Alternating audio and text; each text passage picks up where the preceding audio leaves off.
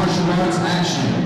Introducing first to my right. Standing 5 feet 1 inch tall, she weighed in at 132 pounds. Tonight she makes her MMA debut. She represents Knuckle Up Fitness. From Woodstock, Georgia, Maddy Gilbert. And her opponent to my left, standing in the red corner, standing 5 feet 4 inches tall. She weighed at 131 pounds. She too makes her MMA debut. She represents ATT Atlanta. From Atlanta, Georgia, referee in charge of the action is George Allen.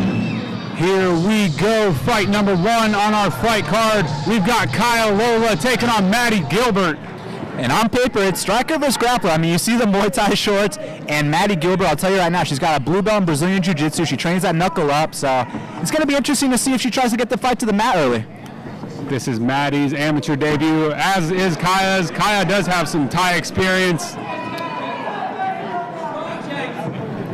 Kyla looking to establish her range.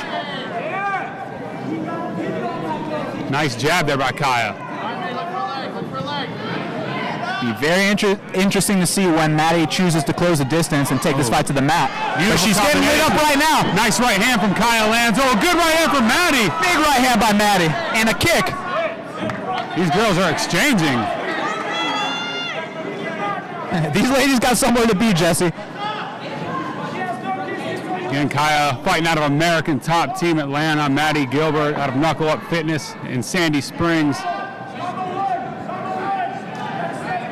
And there, Maddy engages in the clinch. Kyla trying to avoid getting taken down here, looking to get her back off the fence, and she does. Both women have an underhook here, and they are separated. That's got to boost the confidence of Kyla right there. Oh, absolutely. It's definitely got to be in the game plan for Maddy to get this fight to the ground with her jiu-jitsu background, but she is holding her own here on the feet.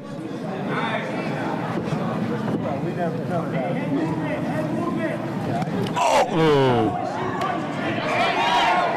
Nice stiff jab by Kyla lands. Another one. How tough is Maddy Gilbert? Oh, big right hand! Crushing right hand from Kyla Lola. Nice inside leg kick. Good body kick. And I'm still surprised she hasn't taken the fight to the ground yet. She's content to stand and bang. Yeah, no real level changes from Maddy. Just trying to get these takedowns from the clinch.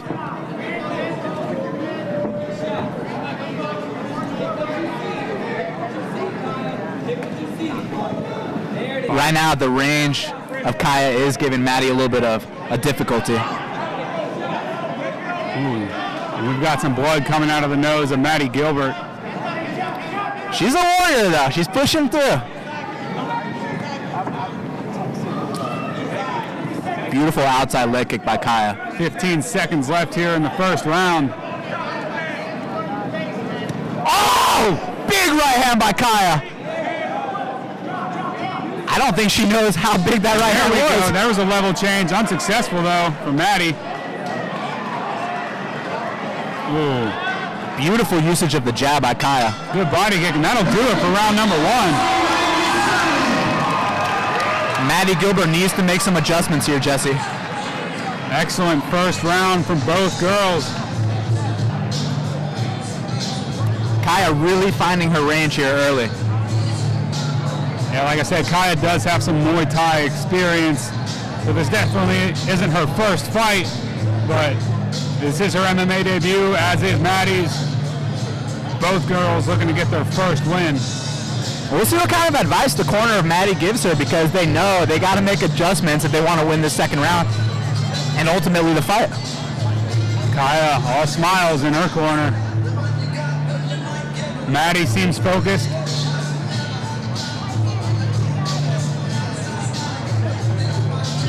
Let's see what changes are made from both females going into the second round. I'd assume Kyla's going to try to do the same thing. She's establishing that jab nicely. She's using her range. She's keeping the fight standing exactly where she wants it. It's Maddy that really needs to make the adjustments here. Round number 2 underway. And a nice leg kick by Maddy.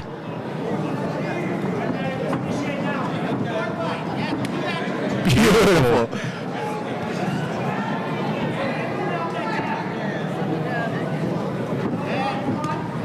Right hand just misses from Kyla.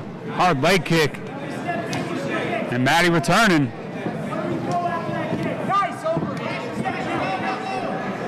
You see how she moved her head off the center line, then she landed the right hand. She needs to keep doing that because the jab of Kyla is pinpoint.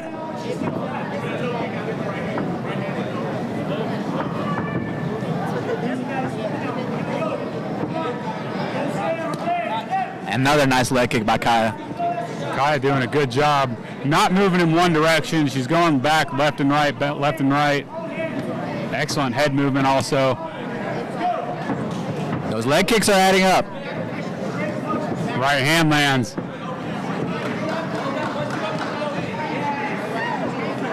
Man, beautiful combinations here from Kyla Lola.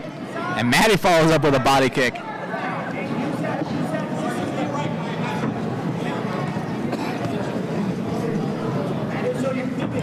Good push kick from Kyla. That jab's there all night for Kyla. Maddy really needs to move that head off the center line and try to take this fight to the mat. Maddy's had a lot of success with her leg kicks. I don't think Kyla's checked any of them. If I were her, I would be crushing those. Take some of the weight off of Kyla's front leg. You see the difference in impact when both of them kick too.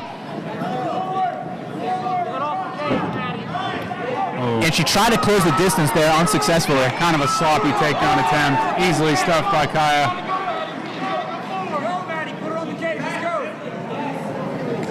Beautiful leg kick by Kyla. And Kyla's fighting her fight. Kyla just staying just out of range of all Maddy's punches here.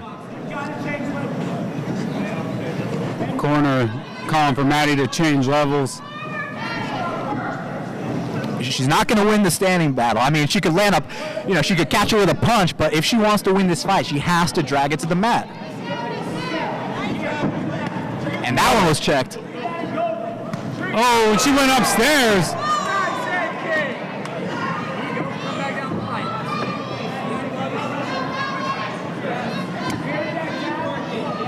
Hard leg kick from Kyla. Nice little leg kick by Maddy there. Now they're swinging. Maddy's swinging for the fences. Big body kick by Kyla. That'll do it for round number 2. Maddy's feeling it. Jesse, when you get hit with those stiff jabs, your eyes start to water, and it's not a pleasant feeling. Oh no, absolutely not. Especially right to the nose. Thankfully we're not judges, but you'd have to assume that Kyla is up two rounds. So Maddy, one would assume Maddy needs a finish here. Yeah, I would have to agree. Kyla's definitely up 2 rounds to none right now. Maddy needs to really listen to her coaches here and try and get a level change and really explode on a takedown against Kyla. Not that she can't hold her own on the feet. She is doing a good job on the feet, but Kyla just, right now, she's got the edge. Kyla is outpointing her, plain and simple. Yeah. Now here we go. Round number 3 of our first fight of the night. Amateur MMA. Again, 3 3-minute rounds. No punches to the face on the ground if it goes there. Let's see if she comes out with a sense of desperation.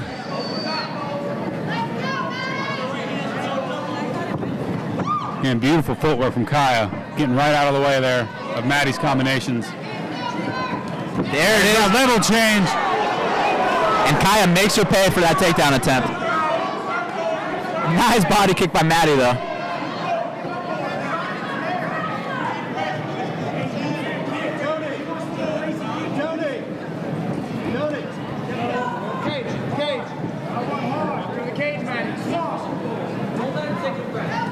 And Kyla's just content to fight her fight here. It's Maddy that really needs to go out there and fight with a sense of urgency.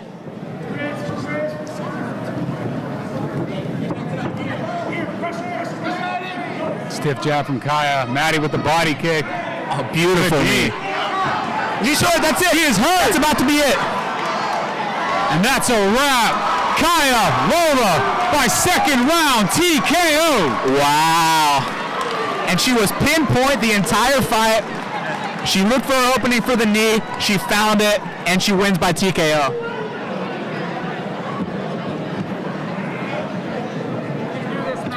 Man, I can't wait to see Kyla back inside the NFC cage. Man, what a performance. I think that might have been the first knee she threw all night, too. She waited for the opportune time, and she got the finish. There's no getting up from a perfectly placed knee, whether it's the liver, the solar plexus. That's all she wrote, Jesse. And excuse me, that was a third round TKO finish, not second. My apologies. Excellent performance from Kyla Lola.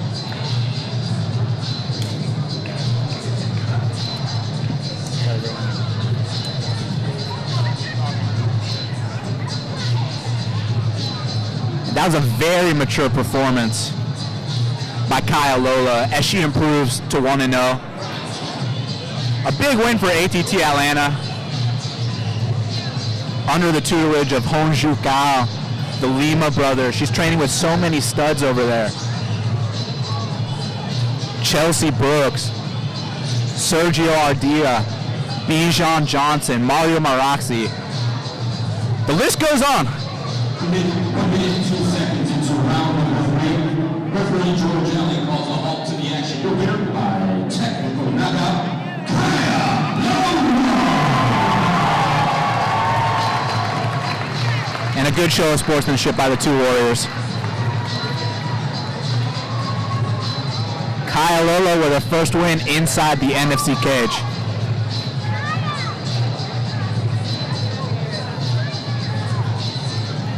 Can't emphasize enough the usage of that jab. It was so long, it was so pinpoint.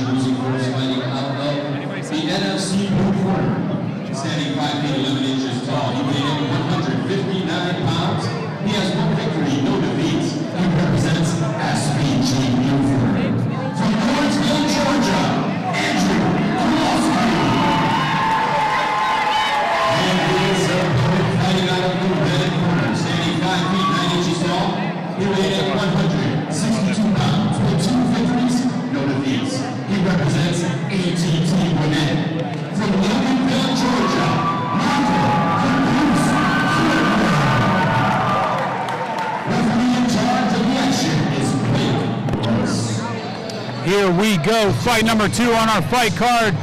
Catch weight of 160 pounds. We got Michael Fourtner taking on Andrew A.K. Kowalski. Here we go. Fourtner comes out in the southpaw stance, and immediately Kowalski looks for the single leg. He's lifted up, boom, he takes him down. Beautiful takedown from A.K. Oh! Belly to back suplex, he's looking to take the back here. He's got his back, he's got one hook in, both two hooks in. He's looking for the rear naked choke, Mata Leon. But Fourtner is fighting the hands expertly right now. This is SPG versus ATT. He's looking to buck him off the top. Andrew looking to lock in his body. He grabs the leg. Looks going for a leg here. He lost it.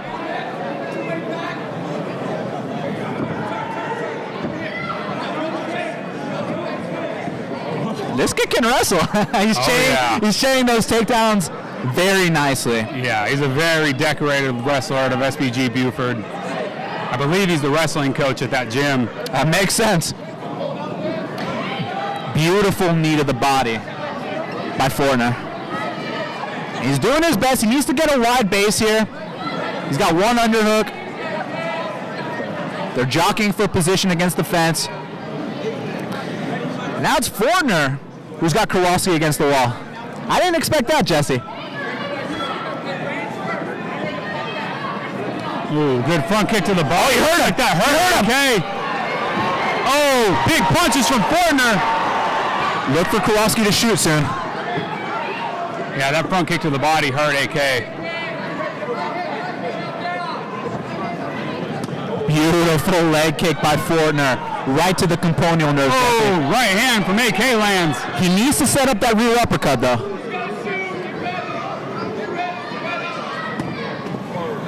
Looked like he kicked the knee there.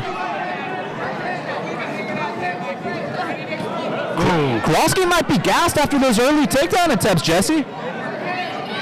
That combined with the body kick. Yeah, he is taking some deep breaths here. Oh, big leg kick. He's looking to shoot. He's fading hard, Jesse. Another hard leg kick from Fourtner. I don't think Fourtner realizes how hurt he is. There's the shot. And on the takedown stuff, though, by Fourtner, that's big. Kowalski is gassed. Either that or he's hurt. I can't figure it out, Jesse. Yeah, I think that front kick to the body really took a lot out of him. He's trying to recover. Oh, big leg kick by Fourtner, and those are going to add up. He's doing what's known as chopping down the tree. Big uppercut. Oh! Oh, head kick. 1-2 from Fourtner. He's looking for that uppercut. Surprised Fourtner didn't jump all over him there. And that'll do it for round number 1. What a round for Michael Fourtner. A round with two different tales there. It starts off with the takedowns of Kowalski. Yeah. Fourtner, the momentum was heading in his favor towards the end there with those kicks. Yeah, all Kowalski that first minute. Like I said, I think that body kick, I might be wrong, but I think that did some damage. It's got to be the body kick and a combination of being unsuccessful with the takedown attempts, because as you know, Jesse, when you're trying to wrestle a grown man and he's still standing, it's tiring. It takes a lot out of you. Oh, yeah. Michael Fourtner, 2-0, fighting out of American Top Team Gwinnett. Andrew Kowalski, 0-1 out of SBG Buford. And Amir Dadovic looks very confident in the corner of Michael Fourtner. They feel like he's about to get his third win inside the cage. We'll see what happens here. It's going to be very interesting. We know Kowalski wants to get this takedown. He has to get it. And here we go for round number 2. Blake Grice set to get things underway. He comes out orthodox this time. Fourtner actually came out southpaw the first round. Deep takedown attempt. He gets it. Let's see if he can keep him down here. He takes his back immediately, but only one hook in. He's looking for a crank right now. Oh, he's got this choke, it looks like. He's about to get reversed, it looks like. Is he going to end up on top? No, Fourtner back to his feet. Michael Fourtner. And now you have to imagine Kowalski is feeling it. Again, faking that takedown, throwing the right hand.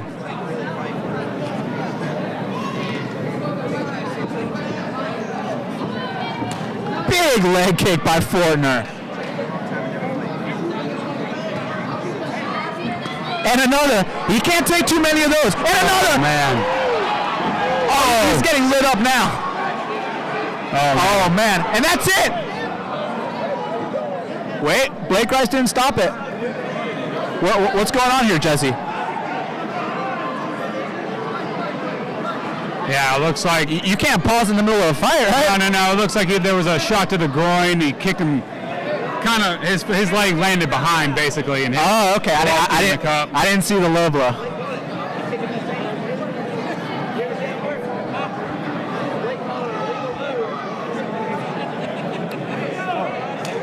Here we go, back underway. Look for Fourtner to come out, attacking the legs heavily. And now he's standing southpaw again. Back to orthodox, and another leg kick. Just needs to get a little bit lower towards the component nerve. There it is. He can barely walk now. Yeah, he's putting a lot of weight on that front leg. One or two more kicks and the finish would materialize, Jesse. Oh, that's a big one. There it is. Oh! Those hurt so bad he can't even shoot for a takedown anymore. Oh, it looks like he's cowering away. Oh, that's too bad. An illegal knee, right? It was an illegal head kick. Oh, he had a knee down. He recognized it right when he did it. It's too bad because he was looking for the finish and the moment might have got the best of him. Kowalski's doing all right, though. I think he's going to continue.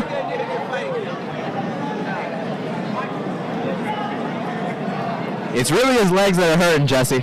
Yeah, and I'm not sure that head kick landed too flush, but it did land nonetheless, and it is illegal.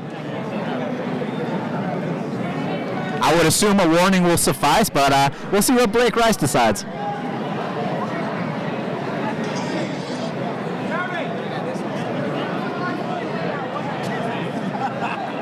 He's only a couple kicks away from a leg kick TKO, though. He's chopping down the tree expertly.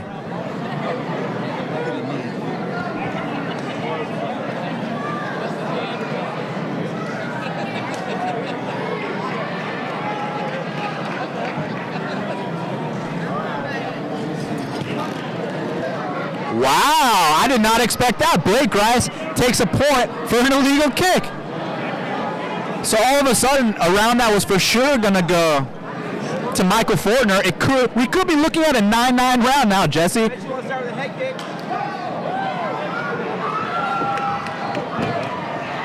Now Fourtner's really got to work. Oh, he can't take too many more of those kicks. Just a little bit lower and he'll end the fight.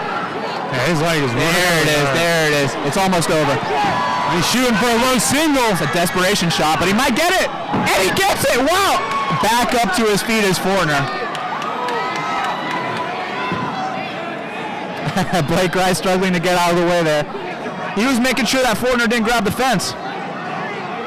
AK looking to get the back here. Has one hook in. Needs to get his left hook in to really secure this position. Wow, he's looking for the choke. Let's see. Oh, and now he reversed it to full mount. Does he have a... Okay, he's taking his back now. Still only has one hook in, though. Looks like he might have this choke. I can't tell from where I'm sitting. No, Fourtner is out. Fourtner is out, and he signals him to get back up to his feet. Oh, he checked it. Nice check by Kowalski. 10 seconds left in the round. I wonder if Fourtner's going to try to go high with the kick now. He's kicked him low so many times. Maybe he can mix it up, go up top. And that'll do it for round number 2. What a round. How is Kowalski still standing? Yeah, his leg is going to be hurting in the morning. It's hurting right now, Jesse. Yeah. Wait till the adrenaline wears off. He's not going to be dancing tonight. Oh, no. Michael Fourtner, perfect at 2-0, looking to rise his record to 3-0 and possibly get a title shot here next.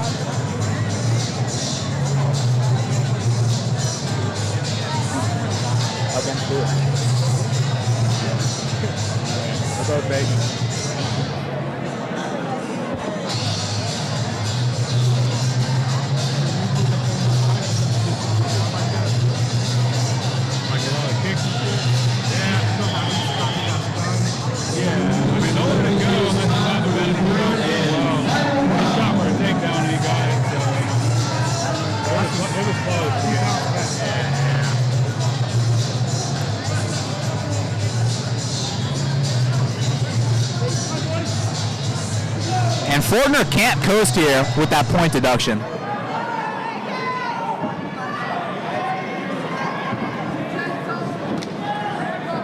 Conventional wisdom says he's up 2-0, but due to that point deduction, if Kowalski can win this round, it could be a draw, Jesse. Yeah, he does need to win this round.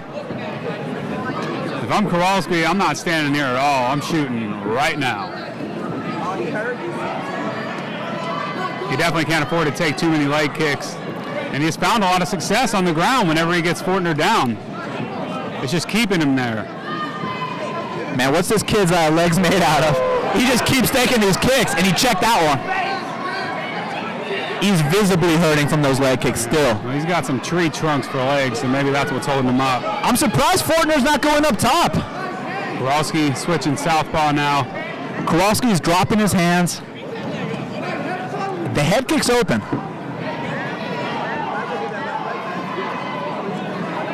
And I don't think Kowalski has enough spring on his step to shoot for another takedown here. I don't know if he can get that drive again. Fourtner content to stay here, keep the center of the cage, and land big right hand. Kowalski might have to push him up against the fence and try to work his way to his back. He doesn't have the drive to get the takedown anymore, I don't think. But he's a tough guy. He's staying in here. Oh, big leg kick. That's almost it. That's it. That's it. Michael Fourtner with the third round leg kick TKO. Michael Fourtner, dominant performance. Really tore up Andrew Kowalski's leg. He is now 3-0. Perfect record. He chopped down the tree. He waited for his opportunity. He threw that kick to the componal nerve, and Andrew could not take any more. Excellent performance from Michael Fourtner.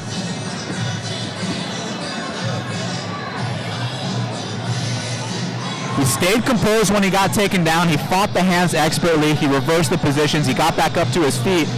And you saw the opening for the leg kicks all night. He didn't hesitate at all, even though, Andrew started adjusting. He started checking one or two of those, but that didn't stop Fourtner from continuing his game plan, chopping down the tree. He gets the leg kick TKO, which is a rarity. You don't often see that inside the NFC cage, but that's what Michael Fourtner just did, and we can't wait to see him back right here inside the NFC cage.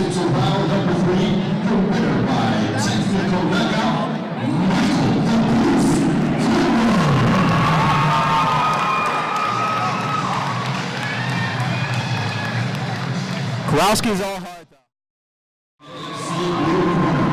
Standing 6 feet tall, he weighed in 157 pounds with one victory, one defeat. He represents Knuckle Up Fitness. From Atlanta, Georgia, Hey-Suze.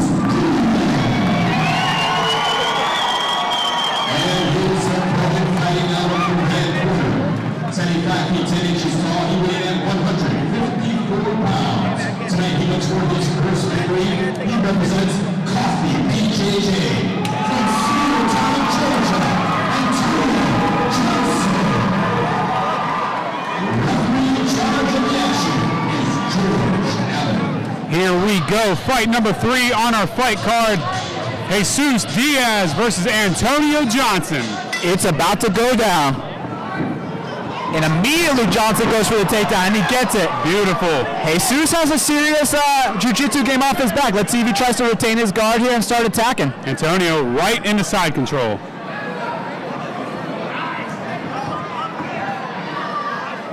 Hey-Suze Diaz with a 1-1 record. Antonio Johnson 0-1. Hey-Suze Diaz is kind of the honorary Diaz brother of Knuckle Up. He's one of these dudes. He doesn't care. He'll stand and bang, and if you take him down, he's going to look to attack, as you can see here. But beautiful pass by Johnson. He's looking to take the back now, but Hey-Suze back to his feet. Oh, and he takes the back nicely. Hey-Suze has to fight the hands here. Antonio Johnson has Hey-Suze Diaz back early here in round 1. I can't tell from here, but it looks like he's got the grip. He's working for something. Wow. Hey-Suze, beautiful scramble. How tough is Hey-Suze Diaz? Antonio still has his back. A tight grip locked in, looking to sweep his leg out. Beautiful lateral drop by Johnson. Again, right into side control. Let's see if he looks to pass here. Johnson's aggressive early, man. Antonio Johnson said he wants to get this victory tonight and then move on and fight somebody at NFC 100. Jesus got the underhook on the left side. Now he's going to look to wall walk. But man, this pressure of Johnson is serious. Right into side control again. And now the cage actually works against Diaz. He needs to get his back against the cage so he can wall walk, but right now he's kind of trapped. Oh, he's looking. Oh, there's nothing there, nothing there. The kid's slick though, off his back. Looks like he might be attacking the leg there. I can't quite tell from where we're sitting, Jesse. He's looking for any and everything to get Antonio out of this cage. Oh, he's going for a knee ball. He's got the knee ball. Let's see. Let's see if he gets it. Oh my goodness. He needs to extend his hips here. Antonio fighting it. Jesus maybe. There, Antonio's doing the proper defense. He needs to grab the hands of Jesus, and now he's looking to pass him to full mount. And that's the risk you take going for a leg. You can always end up in a bad position. 10 seconds left here in round number 1. Arm triangle. But man, Jesus Diaz has serious defense. Excellent round for Antonio Johnson. Let's see if he can keep up that pace, man, because look, he was pushing a heavy pace to try to take down a guy like Jesus Diaz for the duration of that round. Let's see if he can do it this round and the next, because you know Jesus Diaz is about to come out hungry this second round. Oh yeah, and Antonio surely is going to look to get it right back down to the ground, as he is from primarily BJJ school, copy BJJ.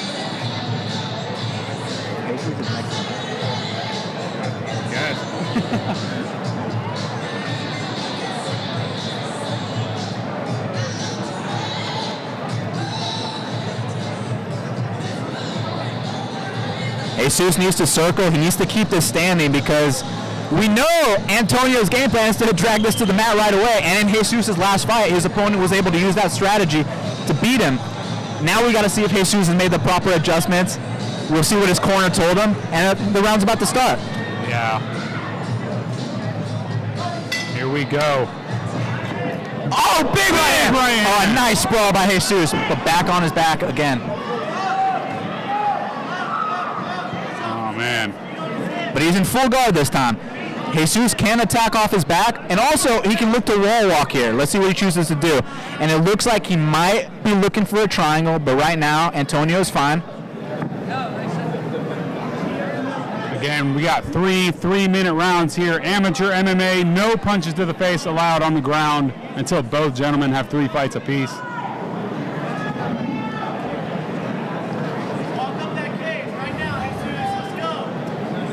Corner of Jesus, calling for a wall walk here. He absolutely needs to wall walk here. Short body punches here from Antonio Q. Johnson. And Johnson's heavy on top. He forced Jesus Diaz down to the ground.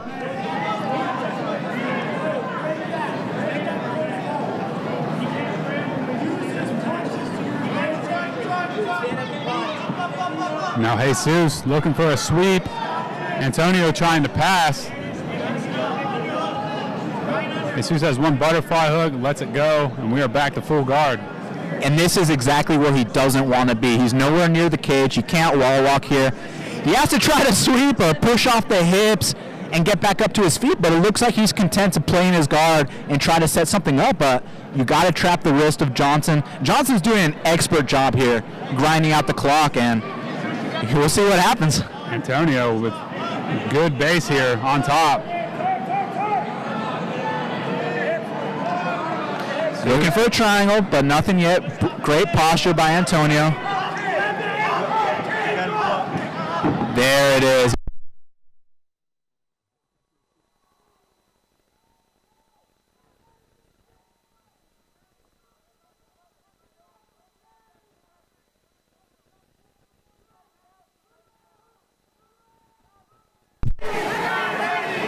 A big knee by Jesus Diaz and a single leg by Antonio. Let's see if he gets it, and he does. Man, Jesus is so tough, but we're learning about a kink in his armor, which is his takedown defense. Yeah, we saw a lot of that in his last fight against Chris Arnold. And I know he's been working hard to address it, but when you got a very dominant wrestler such as Johnson here, you know, you need hours and hours of reps. But the fight ain't over, and Jesus is still trying. 10 seconds left here in round number 2.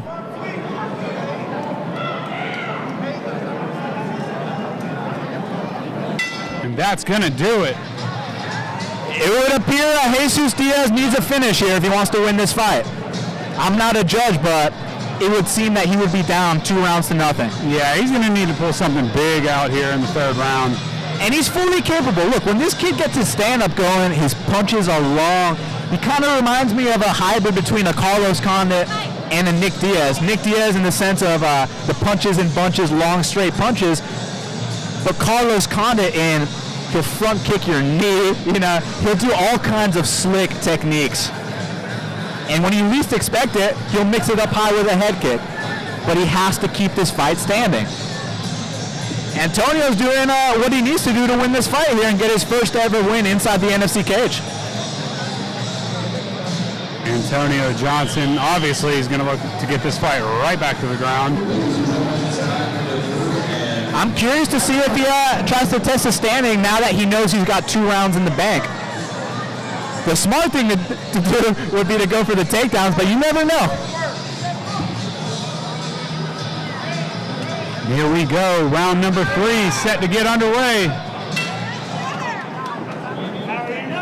Jesus with a low base, he knows the takedown's coming now.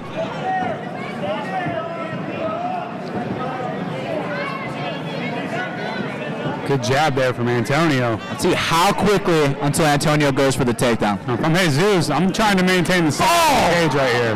Nice body kick by Jesus Diaz. I'm going to get my back away from the fence from Diaz. Oh, beautiful double leg. Ducked right under. And they're right next to us. Down.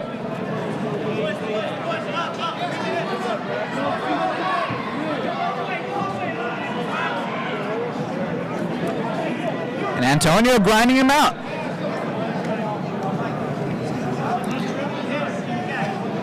It might not be the most exciting to watch, but I guarantee you, Jesse, they're working really hard in there. This is one of the most tiring ways to fight. Oh, he's attacking Umaplata, but it doesn't look like he has it. No.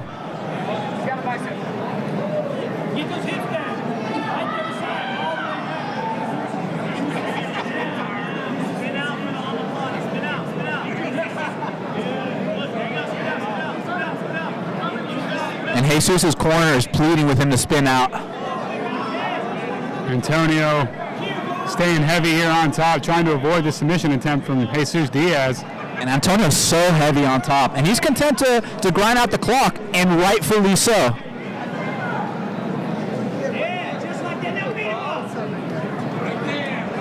Nice shots to the body by Antonio. They're not too hard, but they're enough to where the ref won't stand them up. Jesus needs to force the stand-up himself. He needs to tripod up here. He's got the chance. And Antonio moves to the back. But here he's standing up. And he's looking to drag him right back down. Short left hands here from Antonio. Jesus needs to turn into him. And there he does. But he's going to need a finish here.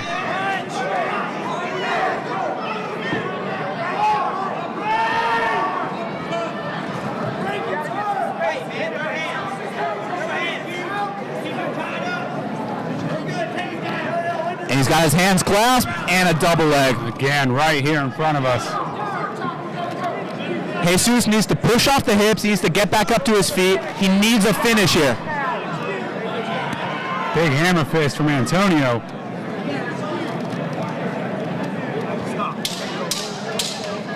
Wow, and the ref stands them up.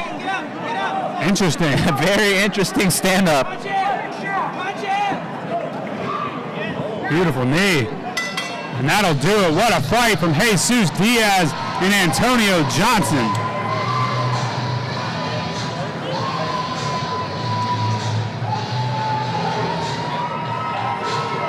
And the story of this fight was the grappling, the takedowns, the wrestling, the pressure of Antonio Johnson. He should get his first win inside the NFC cage here. And Jesus Diaz will be back. Yeah, I wouldn't be surprised if we saw a 30-26 on one of the judges' scorecards. Great performance from Antonio Johnson. And if he wants on that NFC 100 card, he has absolutely got it. And with Jesus, even though it was a disappointing performance, he knows exactly what he has to work on when he goes back to the gym. Absolutely.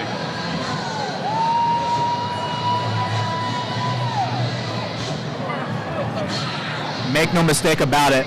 Both men are warriors. Both guys will be back. This was a much-needed win for Johnson.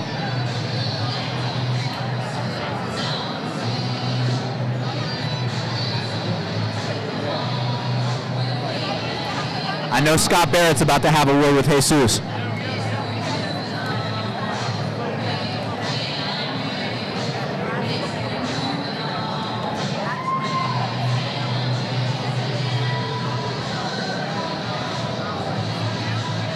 After 3 hard-fought rounds, we go to the scorecards.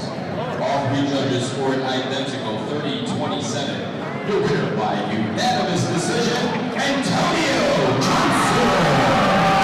And Antonio Johnson gets his first win inside the NFC cage.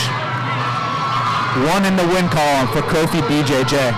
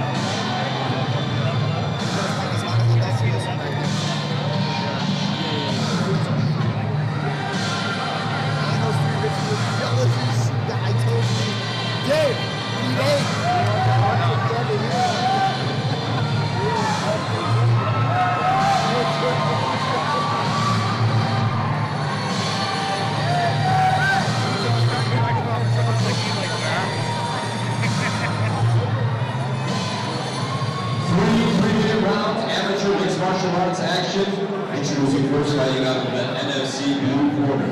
Standing 5 feet 11 inches tall, he weighed in at 146 pounds. Tonight he's looking for his first victory. He represents SBG Buford. From Georgia, and his opponent fighting out of the red corner. Standing 5 feet 11 inches tall, he weighed in at 184 pounds. He too is looking for his first victory. He represents independent MMA from Georgia. The free in charge of the action is Blake Rice. Here we go, fight number 4 on our fight card. We have got Mason Sheets out of SBG Buford taking on Mike Wilson out of Moab Fitness. Here we go. Both these guys are hungry for their first win inside the NFC cage, Jesse. Wilson with the quick takedown.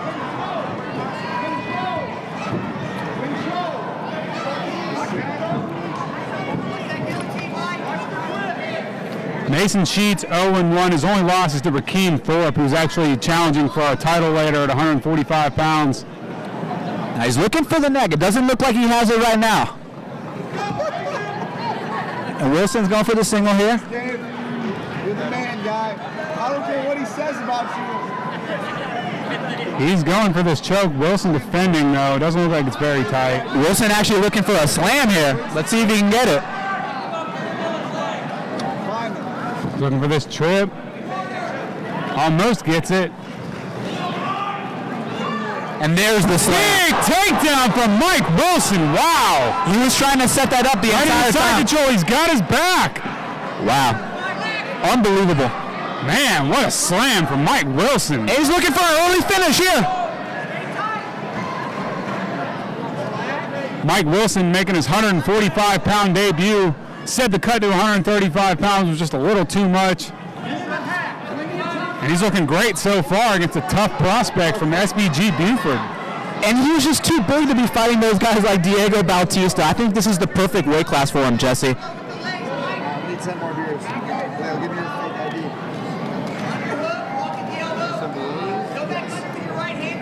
Mike Wilson still on top. Mason Sheets looking for a sweep. Mike's having none of it. He's trying to get his head out of this. You know, it's kind of an awkward position here on top. He's trying to get his head loose.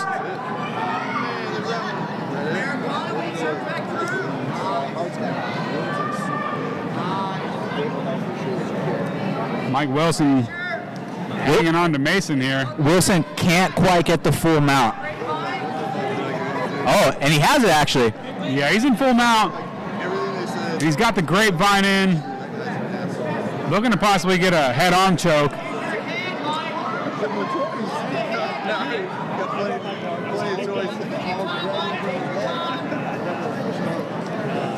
Mike maintaining top control here in round one.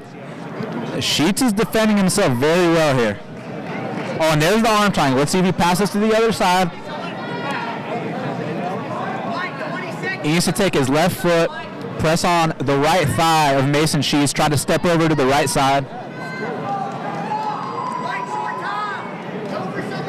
We've got 10 seconds left here in round number one. And it looks like Mason's going to survive to see the second round. I wonder what Philippe Gentry is going to tell him in between rounds. Big round for Mad Mike Wilson. And he belongs at this weight class, Jesse.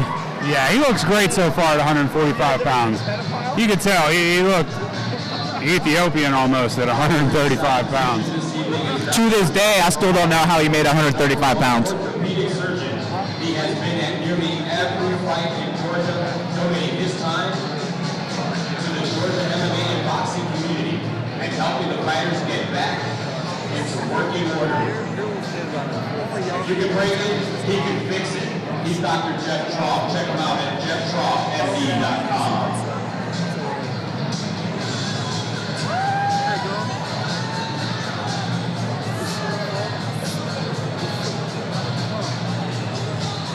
See what kind of adjustments Mason Sheets and the SBG team makes here. One would assume they want to keep this standing.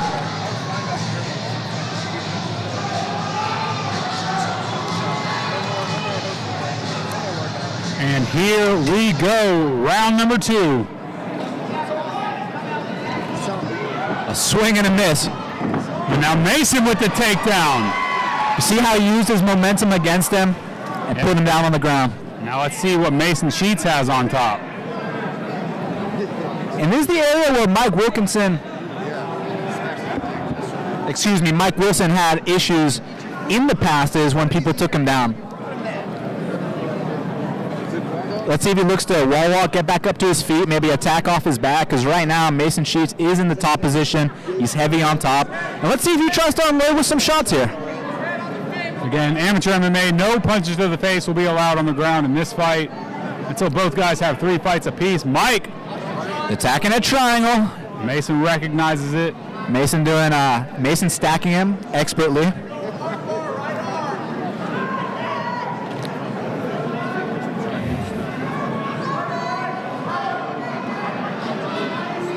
Again, we got 3 3-minute rounds here inside the NFC cage. Blake Rice telling him to work. They are working, Jesse, and I like how Mike kind of pushed him towards the fence because that's going to make it harder. Excuse me, I like how Mason pushed Mike towards the fence because that's going to make it harder for Mike to attack through that triangle off his back. Mike's going for a Kimura here, but as we know, that's a strongman move. You have to be stronger than your opponent to get that kind of submission. Big shots on top from Mason Sheets to the body. He's got 1 foot on the hip. Let's see if he tries to get up.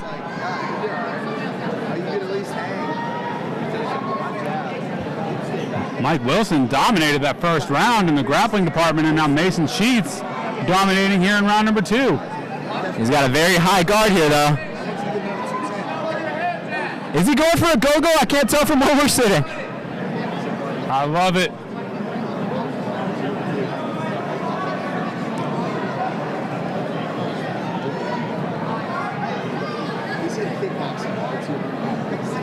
Wow.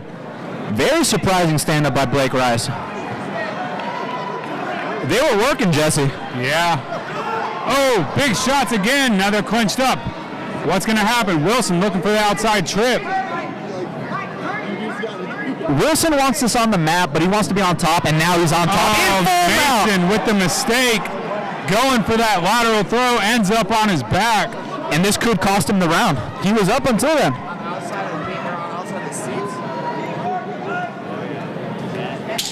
10 seconds left. It's going to be very interesting to see how the judges score this round. Yeah, you know, I would still have to probably give it to Mason. I think he spent the majority of the time on top. Wilson going for the armbar, but Mason saved by the bell. Mason spent the majority of the time on top. However, the more dominant position was held by Mike Wilson. That's why it's going to be really interesting to see where they scored, because he did get that full mount. Yeah, he did. I guess it's just the time spent on top, maybe. But I guess we'll see. We will see what the judges say. I'm glad I'm not a judge, Jesse. Oh no, I like this job way better. It could be 1 round apiece. It could be 2-0. Both guys should look for a finish here. No one can feel safe letting this go to the judges' scorecards.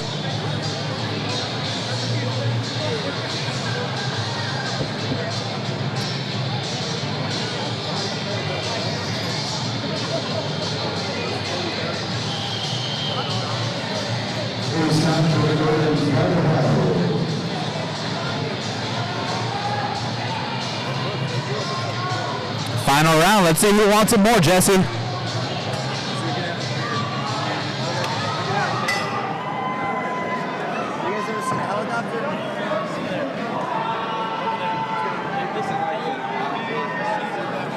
Wilson southpaw now. Nice right hook by Wilson. Ooh, beautiful jab from Wilson. Nice straight left from Wilson lands. And a pushing Mason against the fence.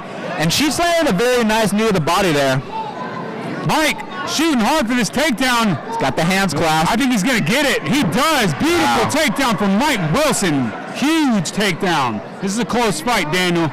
It absolutely is. Now, Sheets is attacking. Obviously, he needs a full guard. Right in the full mount. Wow. He would need a full guard to get that guillotine, but now, as you can see, Wilson in the full mount. And this is a close fight. If Mason wants a victory, he has got to get off his back here.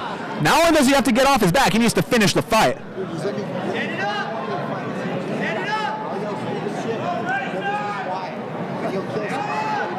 Mike Wilson staying heavy on top. Good head pressure here.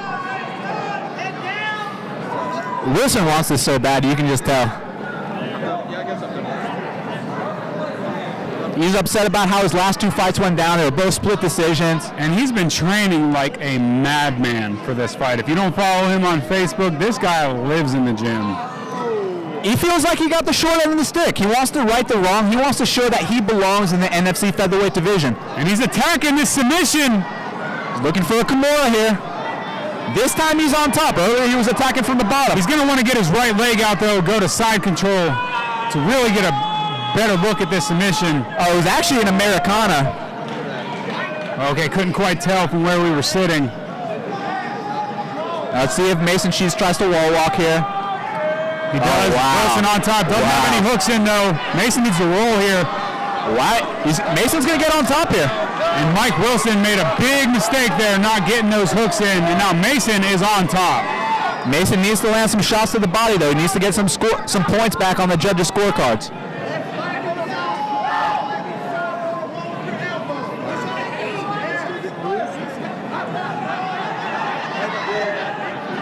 Wow. Mason Sheets takes the back of Mike Wilson. And what a back and forth fight. He's got one hook in. He's looking for the second one. It looks like he's got both hooks. Wilson is expertly fighting the hands right now, though. That's why Mason can't. Wilson looking to turn into him. Wow. He might do it. Oh, what a scramble. Key moment right here in the fight. He's got a single. 10 seconds left in the fight. What a dog fight. Mason is trying to set up a power guillotine, but it's too little too late. What a fight from Mason Sheets and Mad Mike Wilson. Mike Wilson should get his arm race here, but once again, we are not the judges. We'll have to see what they say, but he did spend the majority of the fight in the top position. You'd think that's enough. And definitely ahead on the takedowns and top, time on top. I hate to be a judge. I would have to give the edge to Mike Wilson, but great fight from both competitors nonetheless.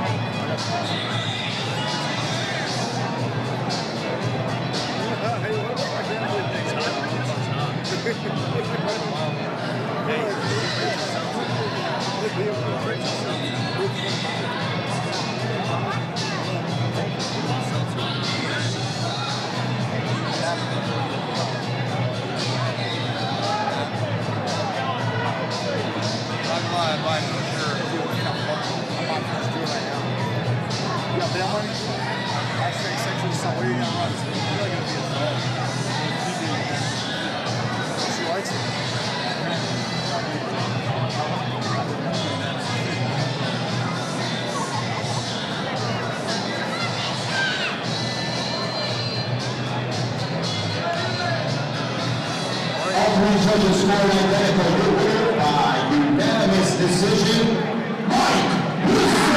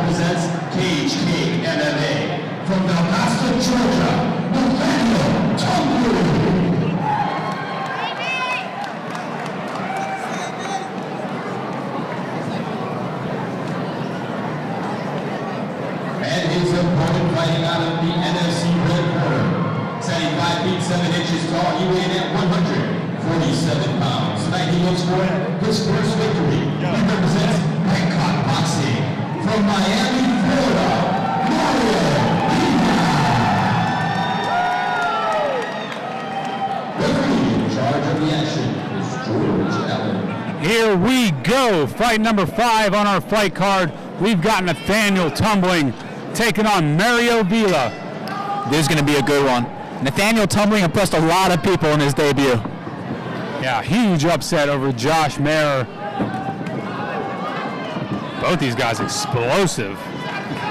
And that's exactly what Nathaniel Tumbling is. He was landing some bombs on Josh Mayer when they fought. But Mario, he trains with the legendary Kumpan. Nathaniel recently switching from Team Demonic Hitters to Cage Kings. Oh, big head kick from Mario Vila.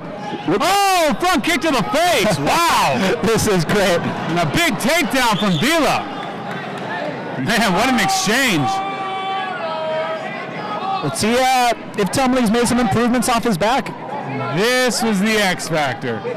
What is Nathaniel's jiu-jitsu game like?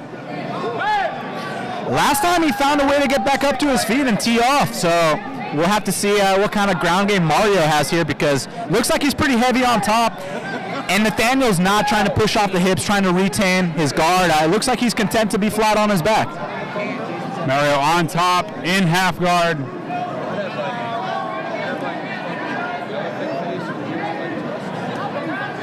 Big body shots by Vila.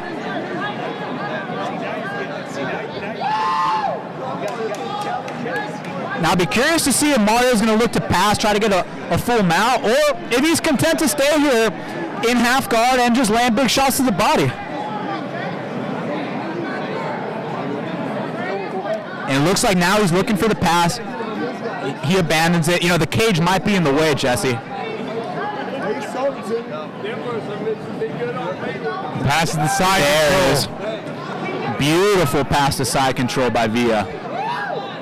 Looks like he might be trying to set up an arm triangle, but he's got to jump to the other side if he wants to do that. But it looks like the setup's in the works, Jesse. He's very, very heavy here on top. Let's see if he's going to look to pass here or possibly work for a submission attempt.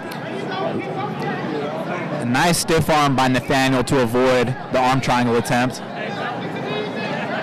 And Nathaniel has to turn towards Villa. He has to try to regain his half guard, regain a full guard, because you can't just sit in side control. You know, he's going to lose the fight that way. I'm not even sure if Nathaniel's ever done a jiu-jitsu class before. Well, he's in the NFC cage, so he better. But one thing you can't measure, Jesse, is the heart of Nathaniel Tumbling, and he showed that in his last fight. Oh, yeah. Probably the biggest upset in NFC history over Josh Mayer. Now he's just taking big shots to the body. Good news for him, the next round starts standing, but a very dominant round for Mario Villa. That'll do it. I bet you Nathaniel's about to swing some bombs. Let's see. Oh, a spin by Mario. Front kick up the middle, and now Nathaniel tries to return with a spin.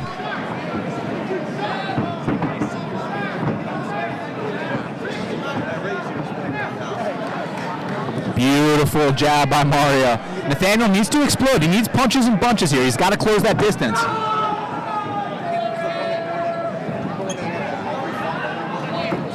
Oh, good front kick. And he's been utilizing those front kicks all fight long. And a nice counter right hand. And now Nathaniel's just trying to turn this into a brawl. He wants a slugfest, Jesse. Oh, yeah, definitely. But he needs to be careful and just watch out for the level changes of Mario. And definitely avoid the clinch. Big leg kick. Big kick. And a return by Tumbling.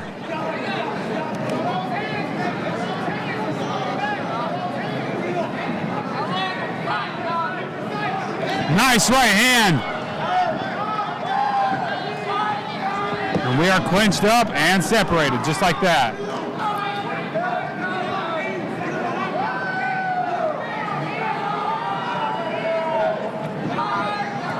Oh, nice right hand from Mario, and then avoids two of Nathaniel's. And Nathaniel's just swinging some haymakers. This is Matador versus Bull right now, Jesse. Beautiful body knee. shots here from Nathaniel. It was a really nice knee by Mario, too, in that clinch exchange.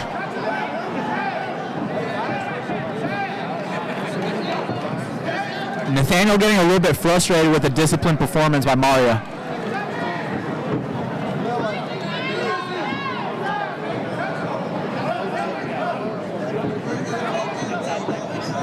Short left hook just misses.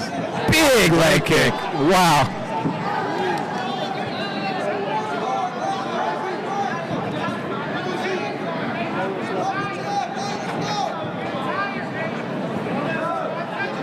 Oh, nice right hand. Mario is finding a home for that straight right.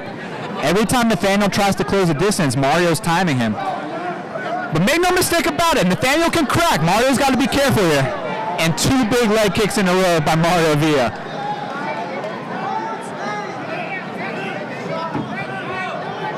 Zero quit in Nathaniel tumbling. Oh! Swing and a miss. Oh, Now. big punches from Nathaniel. Mario definitely felt Nathaniel's power in that exchange. And that's going to do it.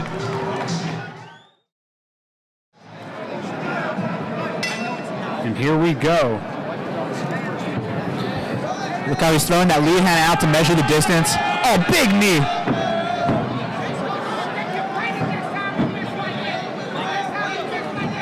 And there he goes for the takedown. Nice takedown defense at first by tumbling. But his foot stuck here in the cage. That can't be comfortable, Jesse. Oh, no. Now Mario on top here. Now Mario he could just ride this out and win the round. Nathaniel needs to be in desperation mode. He has to get back up to his feet. He needs to unleash those bombs. That's the only way. Yeah, for Mario, I'm definitely chilling here for a second. You know, maintaining position, winning the round. Mario's got to be careful not to get stood up here. We've seen. I don't think we're gonna see any armbar or triangle submission attempts from Nathaniel. George Allen taking a close look at things here. George Allen looks like he's thinking about standing it up, which he is known for. Mario has his forearm in the throat of Nathaniel. Nathaniel needs to try to push off the hips and get back up to his feet. Hard hammer fist to the body. And he gets back up. Nice stand up by Nathaniel tumbling. But now he needs to unload some offense of his own. Big left hook.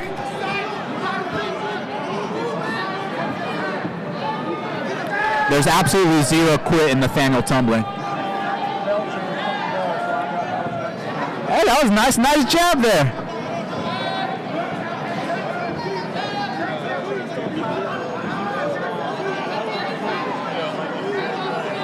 Oh, he just gave him the Max Holloway. Let's throw down. You see that, Jesse? He just pointed down like Max Holloway did against Ricardo Lamas at UFC 199. Yeah, I don't think Mario's going to fall for it, but it doesn't hurt to try. And Nathaniel actually landed a very nice knee to the body there in that clinch exchange. But now he's pushed back up against the fence. Let's see if Mario tries to get a takedown to seal the deal here.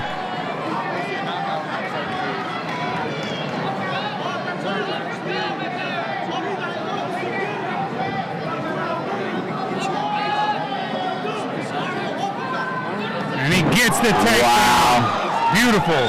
Opportune double leg by Mario Villa. And Nathaniel has to be in full-on desperation mode here.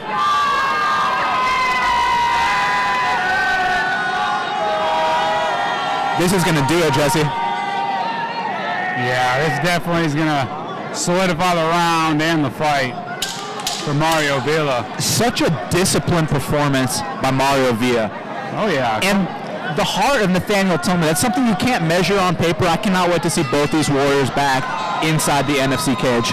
What a fight from Mario Villa and Nathaniel tumbling.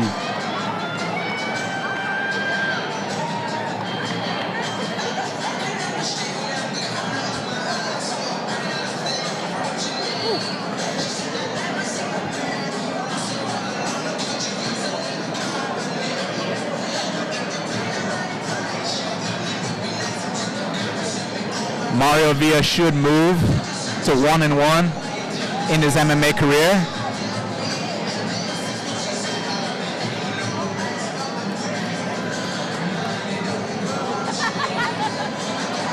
And Nathaniel tumbling, this kid's got a lot of potential. Mario said he was waiting for the moment where he could drape the flag around his shoulders, and that's exactly what he's doing right now. He's been waiting for this moment a long time. This entire training camp led up to this moment, and we'll see if he gets his arm raised now.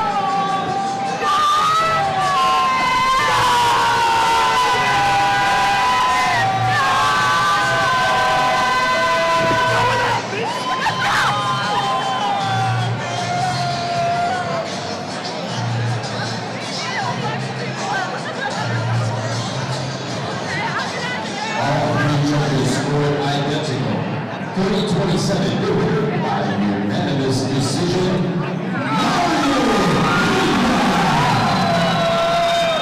Great fight and a great show of sportsmanship by both warriors. Nathaniel's such a raw talent. You see all the potential. He just, when this kid puts it together, I'm telling you right now, he's going to be a force to be reckoned with. And also Mario Villa with the win. That disciplined performance, that long jab, that rangy style. He made it work to a T tonight. And as a result, he picks up his first ever. Mixed martial arts in the advanced amateur mixed martial arts category. When they go to the ground, they can now strike to the head. Introducing fighting out loud the blue corner. 61, he made it 171 pounds. He has 4 victories, only 1 defeat. He represents Extreme Sports. The Lola, Louisiana.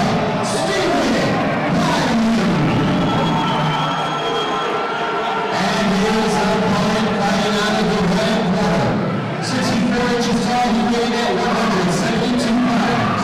With 2 victories, 1 defeat. He represents AT2 Atlanta.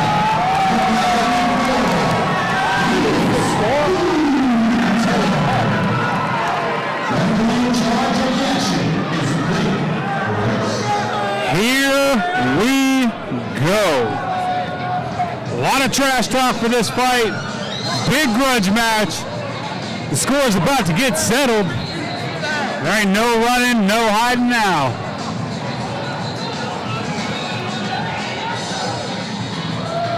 Brewington is 6'4". You don't often see lightweights that tall. I thought the tallest lightweight was James Vick. Turns out Lewis Brewington's got him beat. Oh, head kick just misses. Wiley looking for the takedown. And a beautiful base by Brewington there to defend that takedown by Wiley. And Brewington all smiles right now. But Wiley deep in on a takedown attempt. Brewington's having fun out there.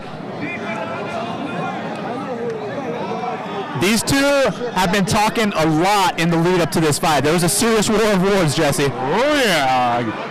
Too many expletives to say on the commentary right now, but let's just say it got heated.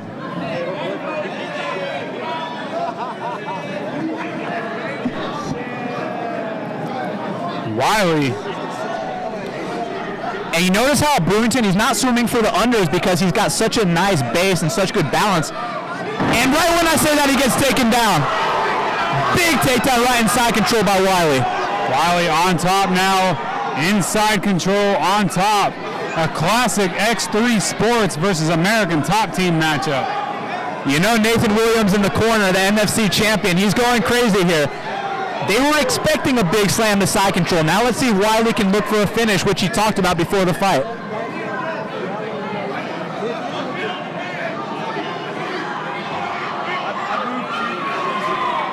Brewington representing AT2, so you know it's not going to be an easy task to tap this guy out.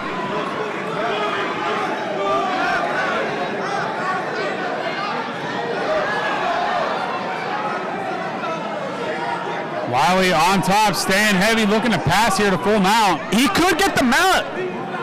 Brewington, oh, there we go. Now he's starting to lock down his legs a little bit. And right as I say that, Brewington desperately trying to get back to his feet. Unsuccessfully, has 2 butterfly hooks in. Tried to elevate him there unsuccessfully.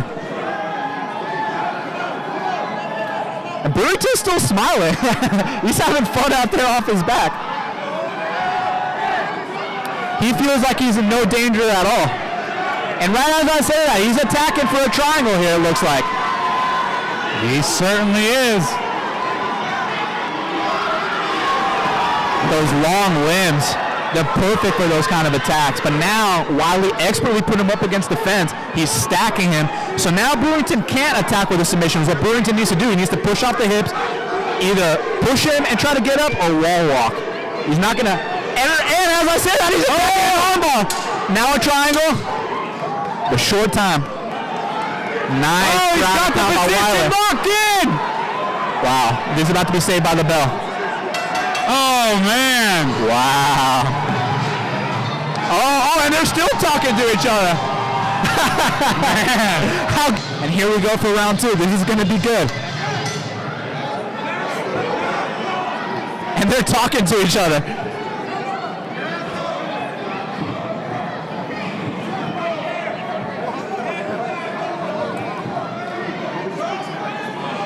Brewington looks like he's looking for an opportunity to explode. And right away, Wiley pushes him up against the fence. Let's see if he can get another takedown. He did in the first round when they got here. Beautiful wide base by Brewington, though.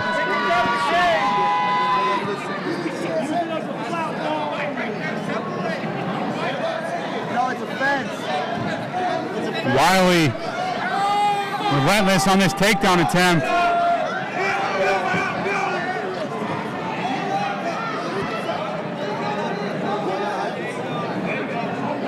Just needs to get a little bit lower. And he's driving the knee, and there, he's going to get it. Oh, wow, the balance of Brewington.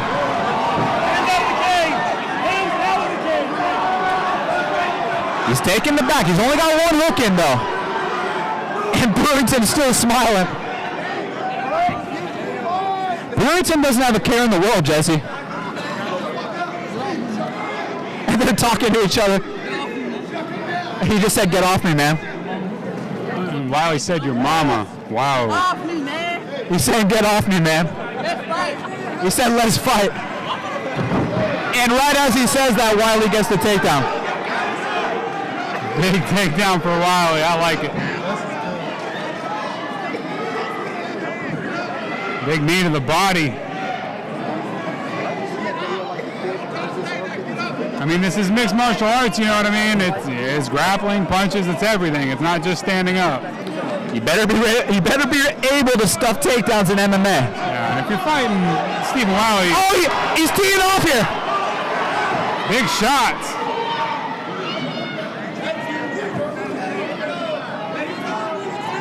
Brewington needs to cause a separation here. Either turn into him, try to get underhooks, and back down to his knees. Wiley gets one hook in.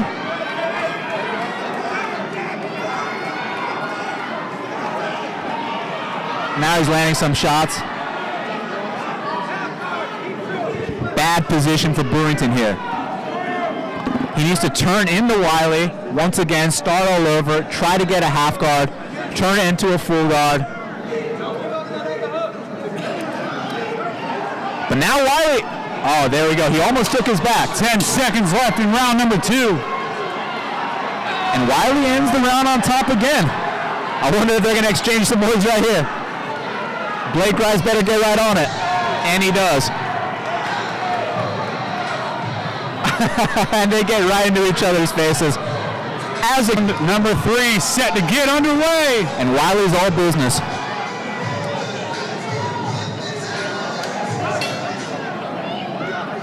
Oh, hands down by Brewington. Oh, big right hand. Big body kick from Wiley. That was a nice kick to the body by Wiley. Brewington needs to let it go in this round. He can't afford to get pushed up against the fence or taken down again.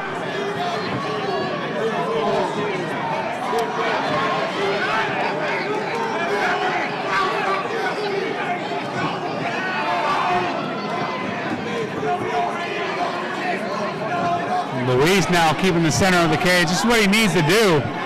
He does not want to have his back against the fence at all against Stephen Wiley. It's just every time he lets it go, Wiley closes the distance. He got the double underhooks, and he dragged him to the mat right there. Man, another big takedown for Stephen Wiley. And he's right in the full mount here. Huge moment in the fight.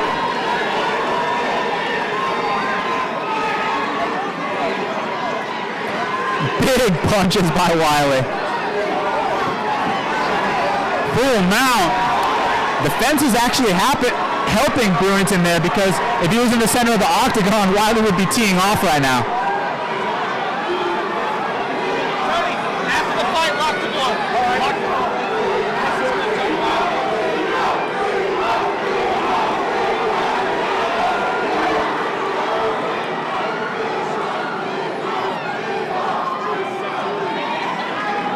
Wiley on top, dominant here.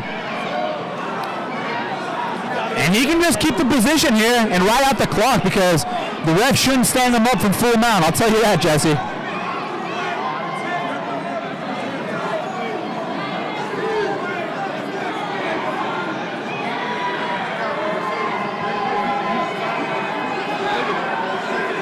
And Wiley just being dominant here in the full mount.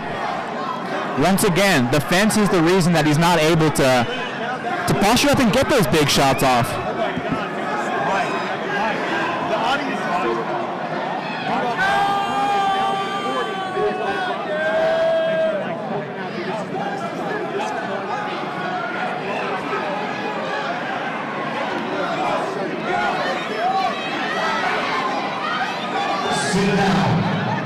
Dominant round for Stephen Wiley. Luis Brewington can do nothing here off his back.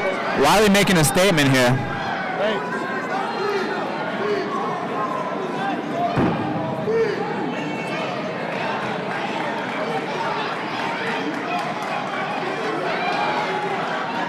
We got short time here in round 3. 10 seconds left in the fight. And Blake Rice is going to have to get in between them because I guarantee some words will be exchanged right when the bell rings. And already, Wiley celebrating before the fight's even over. Oh, man, what a performance from Stephen Wiley. Wow. And Brewington's angry. But they just had 3 rounds to settle their differences.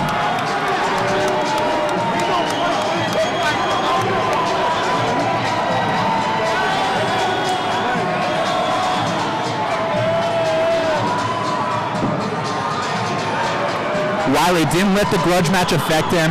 He stuck to his game plan. He dragged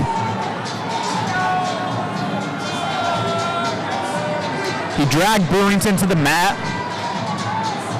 And we're about to see what the judges have to say. Conventional wisdom says that's 3-0 for Wiley.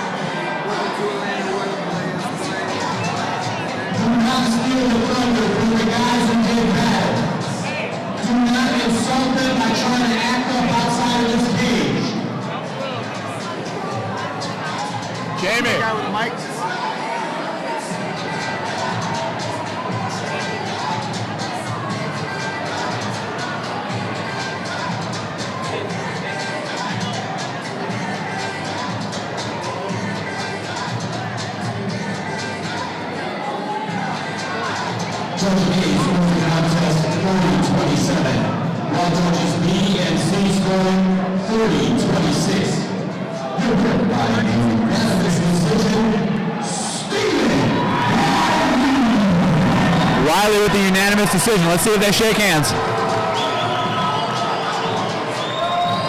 And they shake hands. The grudge match has officially been squashed. Great show of sportsmanship by both competitors here. That's why this is the best sport on planet Earth. All the heat, all the animosity in the lead up. They settled their differences inside the cage, and now they shake hands like the true competitors that they are. And a much-deserved victory for Stephen Wiley. Wiley's now 5-1. He could be looking at a title shot next.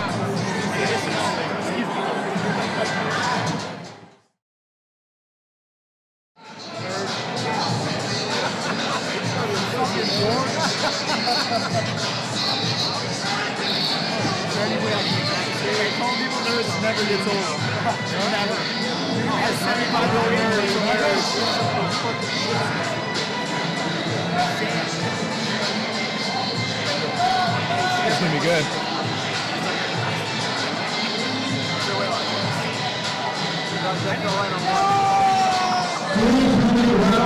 Amateur mixed martial arts action.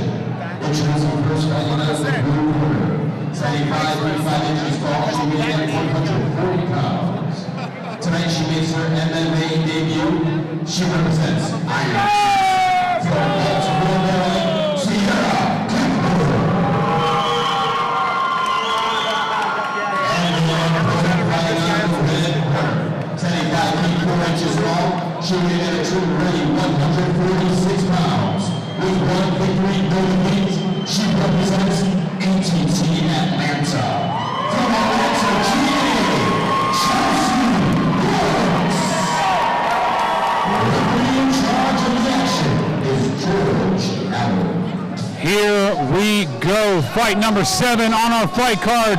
We have got Sierra Camphor making her amateur MMA debut against Chelsea Brooks, 1-0 out of American Top Team Atlanta.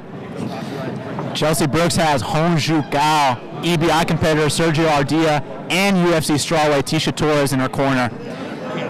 But Sierra's coming here to fight. Sierra, primarily a boxer. It'll be interesting to see her ground game if it goes to the ground. Come on, Scoggins, yell, I want to yell.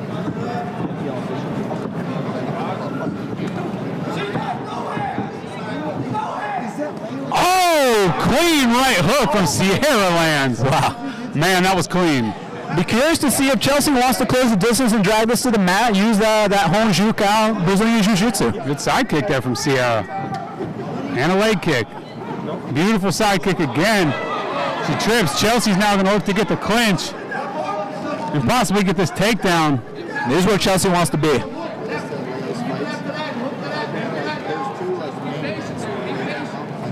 Sierra looking to defend. Chelsea possibly looking for a trip here.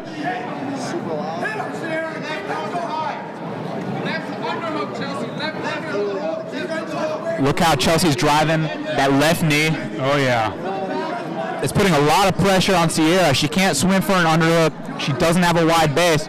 She's got good balance to stay standing, though. We hated your dance. There you go. That is his fucking Sierra hanging on, trying to defend this takedown attempt from Chelsea. Chelsea relentless here, looking to get Sierra to the mat. It looks like she's going to. No, Sierra defends. Beautiful balance by Sierra there. Good takedown defense there from Sierra Camphor. And Chelsea's got the double underhook. She's got it pressed up against the fence.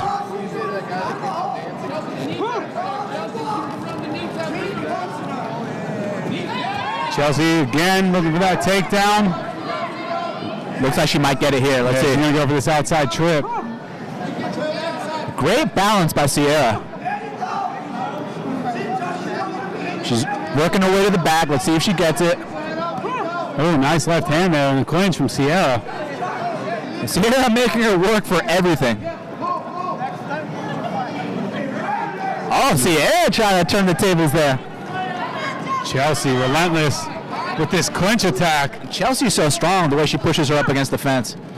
But you got to give a lot of credit to the balance of Sierra here. Brazilian Jiu-Jitsu blue belt is Chelsea Brooks under Ron Jacal Carneiro. 10 seconds left in round number 1.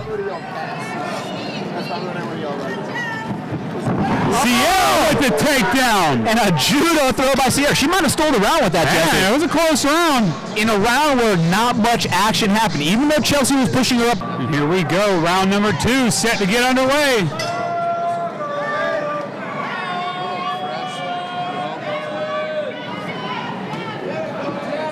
A good inside leg kick to a jab. Watch for Chelsea Brooks. Short right hook. She's looking to set it up too, Jesse.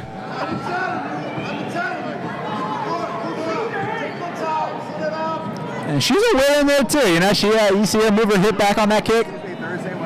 Just looking for side. Oh, there it is. I did not expect that. Yeah, whenever she's turning sideways like that, a lot of people do that. So you can tell the side kick's going to come. On paper, they say she's a boxer, but right now I'm seeing a mixed martial artist. And a nice side kick, followed by a straight right by Chelsea. Hey, do not judge Jason. Okay? Good leg kick from Brooks. And I was there when it happened. Oh, you see that spin? Right hook from Sierra lands. They're clinched up. Chelsea's looking for this takedown. The balance of Sierra Camphor, wow, I'm very impressed, Jesse. Lesser women would have been taken down there. Oh yeah, Chelsea Brooks is a beast. You know, she's a very talented grappler.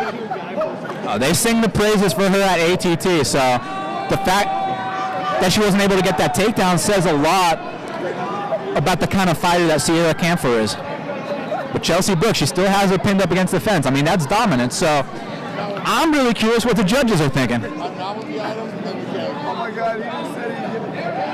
She's looking for a single here. Let's see if she gets it. She's lifting her up. She's gonna get it.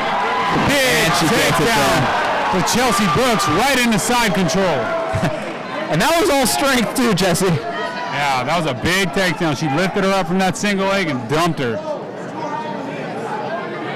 Now we'll see what kind of ground game Sierra Camphor has from bottom. Right now, she's turning the wrong way. Yeah, she needs to turn into her. But Chelsea's content here in side control. I mean, look, there's a dominant position. And she's waiting for her options here. Is Sierra going to give up her back? Will Chelsea take a full mount? And she decides to go with the full mount here, Chelsea. And now you see that there's levels to this. Again, amateur MMA, no punches to the face will be allowed on the ground in this fight. And the ref didn't say anything about it. Chelsea having a word with George Allen here.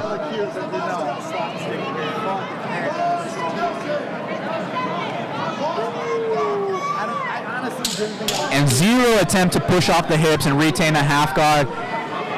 But credit to how strong on top Chelsea Brooks is. And that's going to do it for round number 2.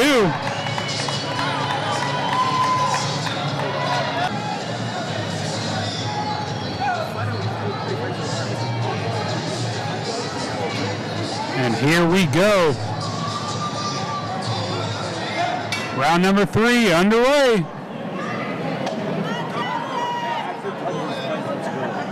When's this fight? It could be one round apiece, Jesse.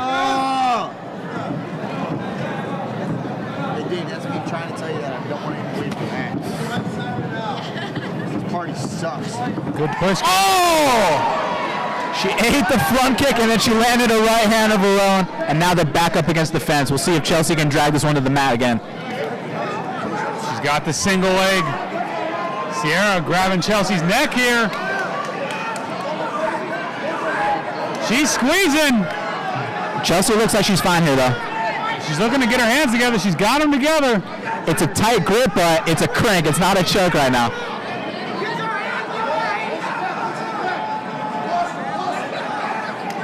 If she can get this locked in and possibly pull guard, that'd be a massive upset. Oh. She's down on the ground. She's squeezing. Yeah, but Sierra needs a full guard if she wants to tap someone like Chelsea Brooks out with a guillotine. I'll tell you that right now. Sierra not letting go. Chelsea's going to look to pass, and then she should be safe. You don't often see guillotines finished from half guard. So she should survive this.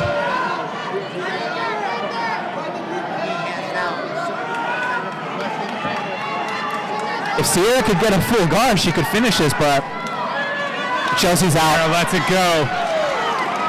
That's why they say position before submission.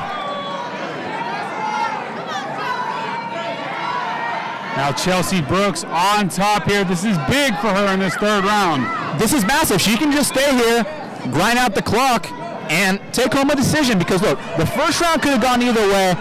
The 2nd round probably going to Brooks. So it all comes down to this one, and now she's in the full mount. Right in the full mount is Chelsea Brooks, working down some ground and pound to the body.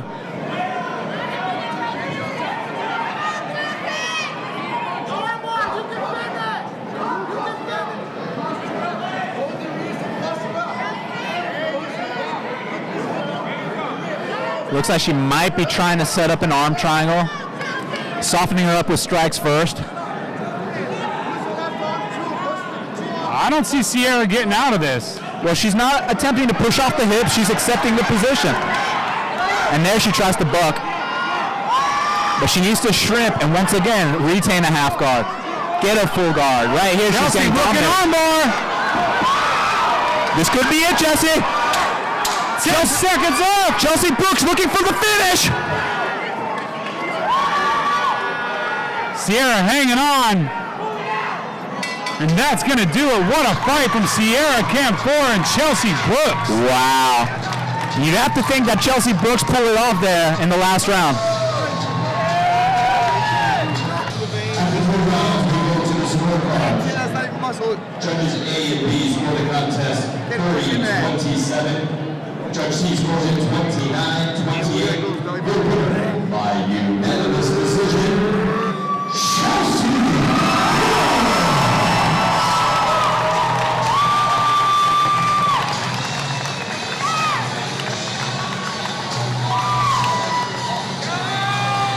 If I lost the fight and my competitor came to hug me, I'd punch him right in the fucking mouth.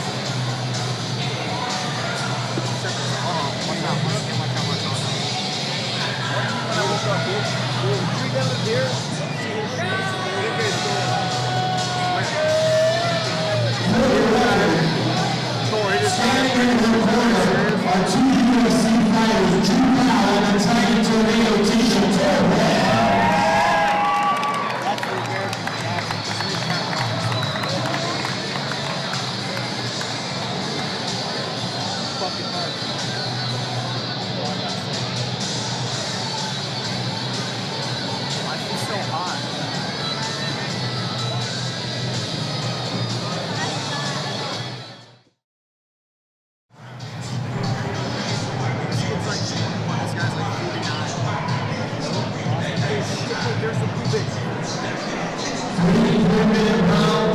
Advanced amateur mixed martial arts.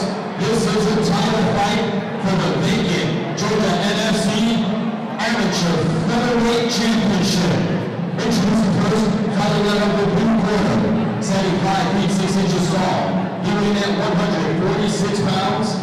With 4 victories, 1 defeat, he represents X3 from Freehold, New Jersey, Rakim. Jimmy Rivera beat Thomas Almeida. And his opponent fighting out of the red corner, 6 feet tall, weighing at 145 pounds. With 3 victories, 2 defeats, he represents Bankers MMA. From Jersey City, New Jersey, John Vaughn. Bro, that's a height difference. The main charge of the action is weight press. He won, right? Here we go, fight number 8 on our fight card. The rematch, the big one for the championship. Rakim Thorpe and John Vaughn. And Rakim's a little powerhouse. Don't let the stature fool you at all. These guys fought before. It was a very close fight, held under amateur MMA rules. Rakim Thorpe picked up the unanimous decision. And Rakim's known for picking people up, walking them across the cage and slamming them like the legendary Hall of Famer Matt Hughes. But if you don't keep your hands up, he'll knock you out too. And when it comes to a guy like John Vaughn, he's coming off a first-round KO win, and he's hungry to get the win here in the rematch against Thorpe. Vaughn out of Bangers MMA, does a lot of cross-training with Team Manu and Warren Thompson. Rakim training out of X3. There it is, big slam by Rakim. I'm telling you, this kid's a little powerhouse. This is John Vaughn's second chance at the strap. Going for a leg is John Vaughn. Look at the scrambling ability by Rakim here. There it is. And now we're back to our feet again, right in on a takedown attempt. And he's Rakim Thorpe. He's probably going to get this too. Just needs to get those hips in, drive that knee in the middle. Nice wide base by Vaughn though.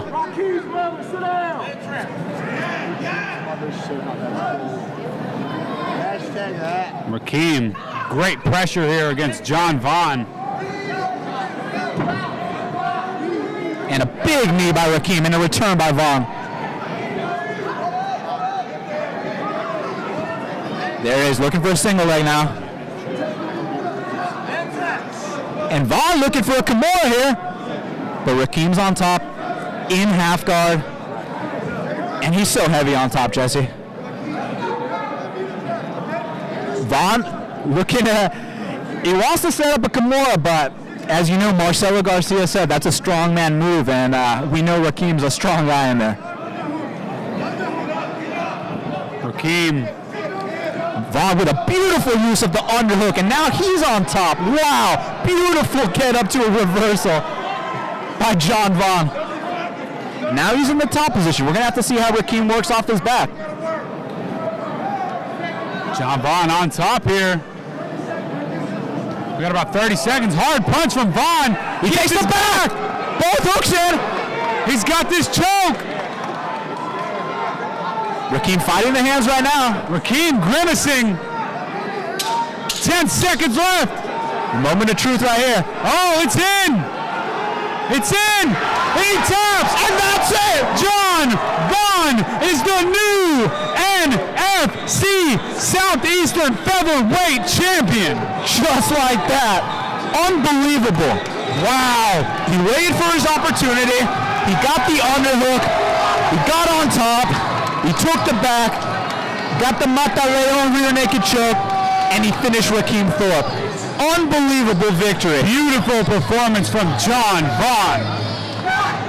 And not only does he become the NFC Featherweight Champion, he wins the rematch.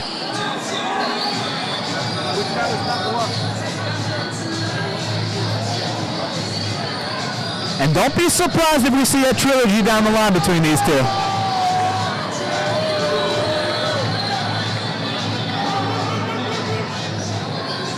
All right, let's do this. John Vaughn, as soon as he got that underhook, he swept, he got on top, he took the back of Rakim Thorpe expertly, he finished the job, and now he's the NFC Featherweight Champion.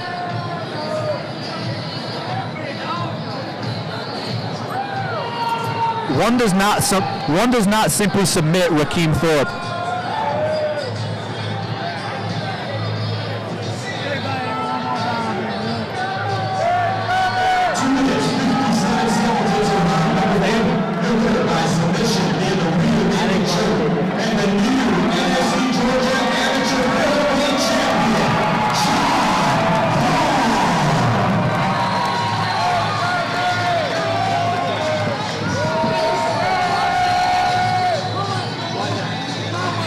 And a beautiful display of sportsmanship from both competitors. So much on the line.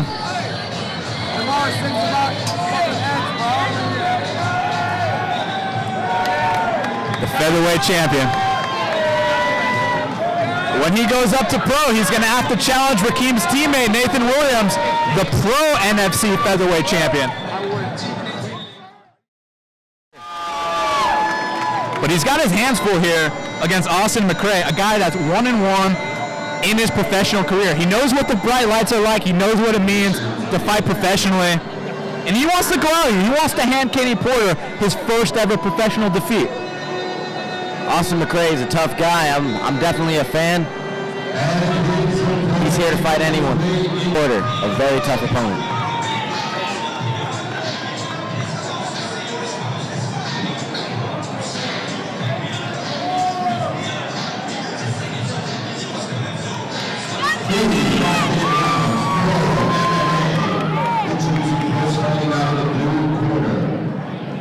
Setting 5 feet 9 inches tall, he weighed in at 144 pounds. Tonight he makes his professional debut. Revolution MMA.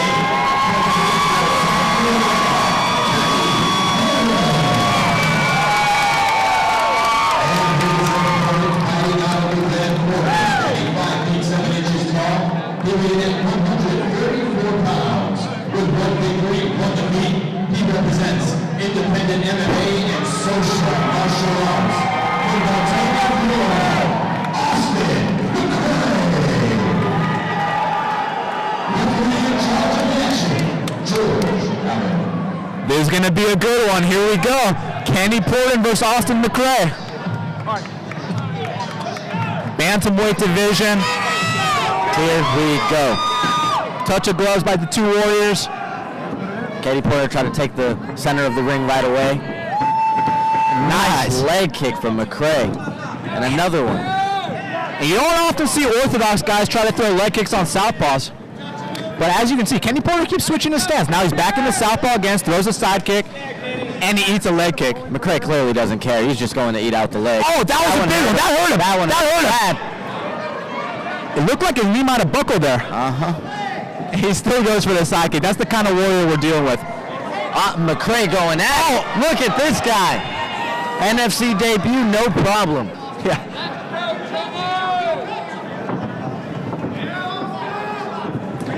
McCray with another kick. McCray looks very comfortable out there. You could tell it might be frustrating Porter just a little bit. And once again, it comes down to the experience. This is not McCray's first time in a professional environment. That being said, when punches are thrown and two grown men are in there, anything can happen. You know, it makes a big difference, though, amateur scene from professional scene, and it's showing tonight. McCray has the professional experience. You could tell he feels comfortable out there. Kenny Porter looks a little nervous, looks a little timid out there. You could tell he still knows what he's doing, but he's feeling those jitters a little bit. And right away, he's shooting in, and a nice wide base by McCray. Porter's got to drive that right knee to the cage, try to lower his level. Look at that wide base by McCray, and he turns him around. Perfect. Beautiful work. But again, Kenny Porter's relentless with the takedown attempt.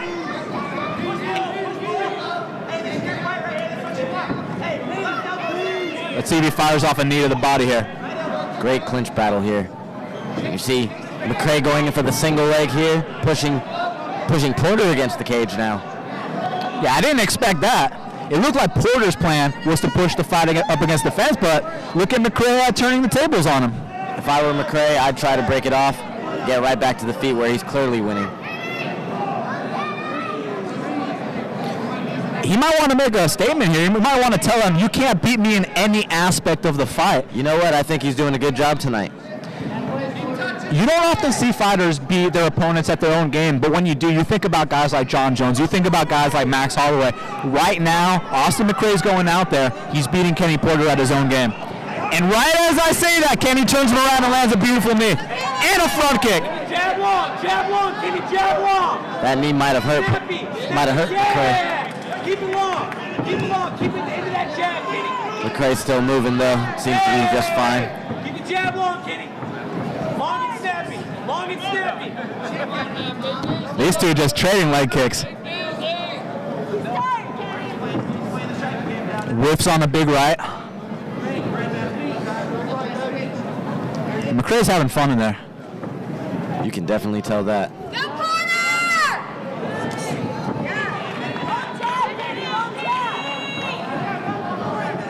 Good movement, Kenny, good movement. Stay on the toes. Big jab from McCray, just misses. And an inside leg kick, clean. You could hear the thud of that inside leg kick. Oh, right to the throat. Porter's definitely gaining confidence now. Porter's starting to turn it up a little bit here. McCray seems a little bit on the decline, but a nice sprawl from McCray. He's going to get this one, though. Beautiful takedown by Porter. The penetration, the drive, he puts Austin McCray on his back. Now, we're going to have to see what kind of guard Austin McCray has here. You know, the fence is in the way for him to attack off his back, but maybe he can use the fence to wall walk here. Get back up to his feet. Doing the right thing, having his butt off the floor so he won't get punched in the face at all. Good posture by Kenny Porter. He's looking heavy on top. Kenny Porter is no slouch. Kenny Porter comes to fight.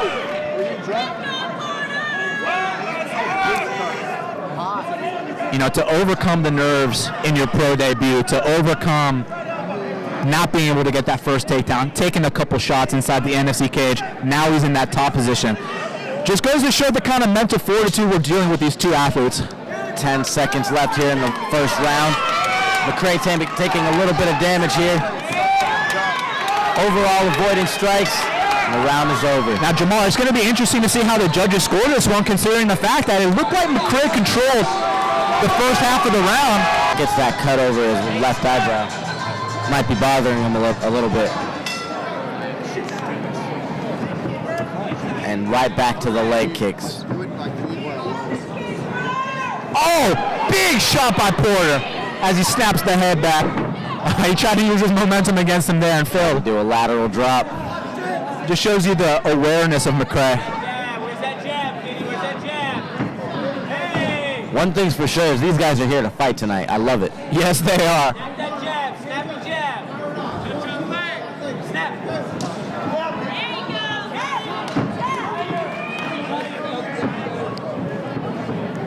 I'd love to see these two dudes leg spar.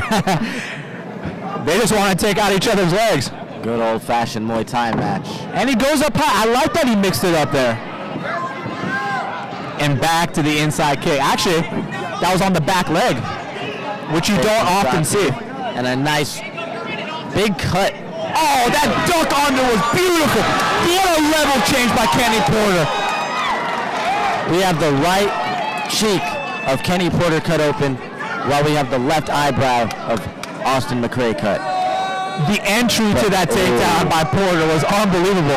Daniel, look at the view that we have on this cut right here. Wow. He can open that up with an elbow if he wants to. McCray's got to protect that cut. Oh, nice left hand from McCray. Very interesting fight. Porter's so heavy on top. Because McCray, he's not content to just accept his bottom position. He's looking for a sweep. He's looking for a submission. He wants to get up. It just oh, big shots by Porter.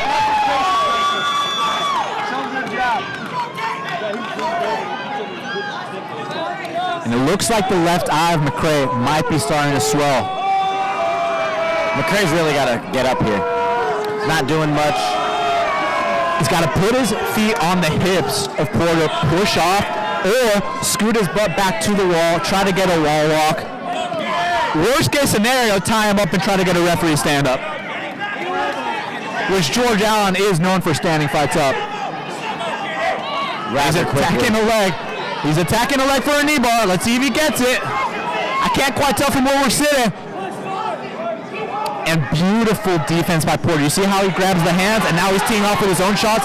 That's the downside of going for a leg lock. Your face is completely open. Oh, let's see what he has here. I mean, you see this kid McCray, he doesn't care at all. He's going for the knee ball. He might have it here, But it's not extended yet. could switch it to a heel hook and might get that. Beautiful escape by Porter. The toughness these two are showing inside the NFC cage tonight, Jamal. Oh, and he has full mouth. He's looking for the finish. He's getting the choke. McCray fighting the hands right now. McCray's got to keep his chin tucked. And beautiful drop. You notice the subtle escape there where Porter wasn't able to get both hooks in. But Austin can't stay in the turtle position. No, he And this is a lot better. A half guard, he'll take that. Now he needs to try to see if he can retain a full guard. Big elbow by Porter. And it's right on the swollen eye. Oh, he's just getting beat up right now. McCray's best chance is to stand up here. He's got to hope for a stand up. But he can't just stand up. He needs to dig in for a deep underhook. He needs to try to retain a full guard. The worst part about this situation is both guys are so sweaty, it's hard to get a real good grip to try to get the fight stood up. If he can push himself back to the fence here, he needs to try to find a way to wall walk. Or at most, get that deep underhook. Try to see if George Allen will stand them up. But the way it's going right now, they're going to stay here because Porter's working. Porter looking very sharp in the second round here. And Porter just wants this. You know, it was a rough start early, getting the, shaking off the cobwebs from that debut. And here he's going for a choke. Let's see if he gets it. It doesn't look quite underneath the chin. Standing Gilbert here. He needs to adjust. A beautiful Big knee. Wow. Oh, he's hurt. What's keeping these men standing? Big knee. McCray is one tough SOB. McCray is really hurt. He took some knees to the face just now, elbows, but he has no quit in him. He has no quit in him. Look at that, trying to reverse the situation. He's wilting a little bit though. I don't know how much he has left. This is all heart right now, Jamar. Both guys earn my respect in this fight here. Here we go, third and final round. These two warriors are about to go back at it again for 5 more minutes. Let's see who's gonna get it. They both touch gloves. Beautiful show of respect. Let's go. Again with the sidekick by Porter. Austin McCray still got a little footwork in him. He's not completely gassed. Still got some, nice inside leg kick. Now if he could set that up, he might find an opening. Well, McCray's issue is he keeps on going for single strikes here. Exactly. If he throws combinations, he might be able to do some damage to Porter. Now I like how that kick right there was to the calf. That's a very underrated kick in my opinion, Jamar, because people can train checking kicks, shin on shin, a kick to the thigh, but you don't often train blocking kicks to the calf. No, that is very true. That's why, recently, big right hand by Porter. Austin looking for the finish. Kenny Porter in big trouble. Big knee by McCray. He barely missed there. Opportune takedown by Kenny Porter. Wow. McCray hurt him badly, and Porter showed his heart. He showed his grip. Now he's back in the top position, but he's fighting. He might be getting up here. He's fighting a choke right now, though. Porter could be in trouble. Oh, no, this is a mistake by McCray to try to pull guard and get a choke here. Remember why they say position before submission, Jamar. If he wants a guillotine choke, he needs a full guard, and big mistake by Austin McCray could cost him the fight. But Porter needs to get those points back because he got rocked badly. Definitely would agree. Still a close fight, still up in the air. Plenty of time left in this round.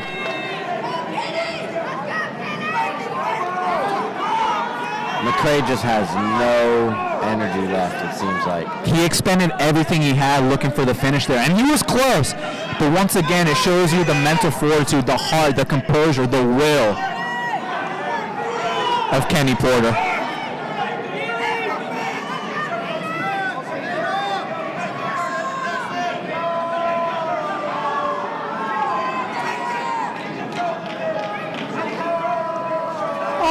He's attacking off his back, but see, the fence is in the way there. What he needs to do, once again, like an earlier situation we had in the fight, he needs to wall walk here. He needs to try to get his feet on the hips of Porter, push off, get back to standing, and try to land some devastating shots like he did earlier in the round. Well, Porter's at a really big advantage here, having him up against the cage, where he can, if he really wanted to, he could posture up and start throwing bombs. Not only that, the strength he has on top. You can tell that McCray is not accepting this bottom position. It's just that he has no choice. Right back at it. He needs to get up right here. This is his chance. He has to. Oh. Can we have a submission here? No. No, arm is not in. And that posture of Porter is it's so aware.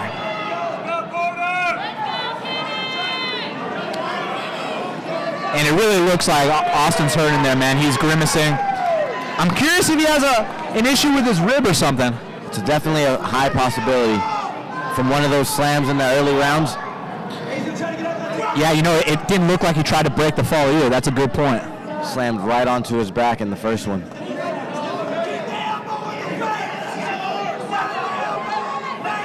And Porter just grinding this one out. He's earning the victory. He's embracing the grind. Coming back from getting rocked. And that's what a true fighter does. It's one thing to hit a punching bag. A punching bag doesn't hit back. But when you're inside the cage with another grown man that's throwing punches, kicks, knees, and elbows at you, you get rocked, you come back, you end the fight in top position. That's a true warrior right there. I would definitely agree.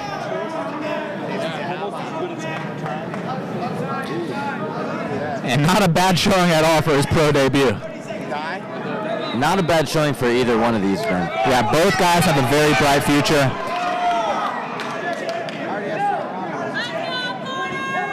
Kenny Porter just willing himself to victory right now. And here he's ending the fight in top position as he spent the last 2 minutes of the round. Let's see if he can land some big shots to make a statement. What a fight between these two warriors.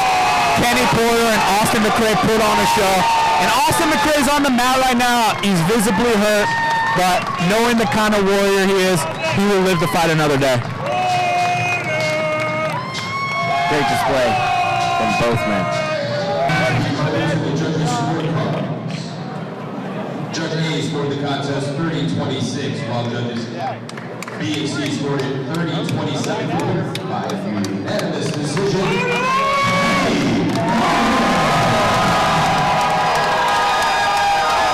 A hard-earned victory by Kenny Porter. You know, I didn't expect a 30-26, but he earned the win, and now he's officially 1-0 as a professional mixed martial artist. I personally disagree with a 30-26, but 30-27, I guess, is fine. The rightful man won, bottom line.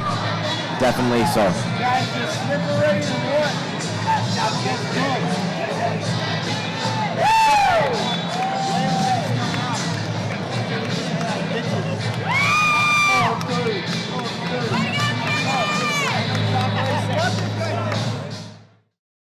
Just tell by the way he was talking, he's trained extremely hard for this fight, as has Alejandro Allen.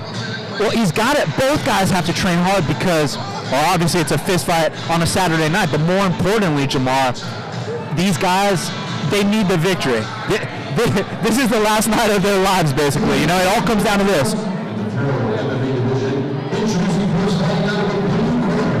Standing 5 feet 10 inches tall, he weighed at 149 pounds.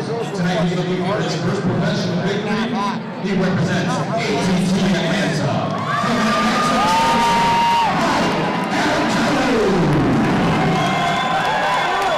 And goes to the opponent fighting out of the red corner. 6 feet tall, he weighed at 148 pounds. He too is looking for his first professional victory. He represents independent MMA.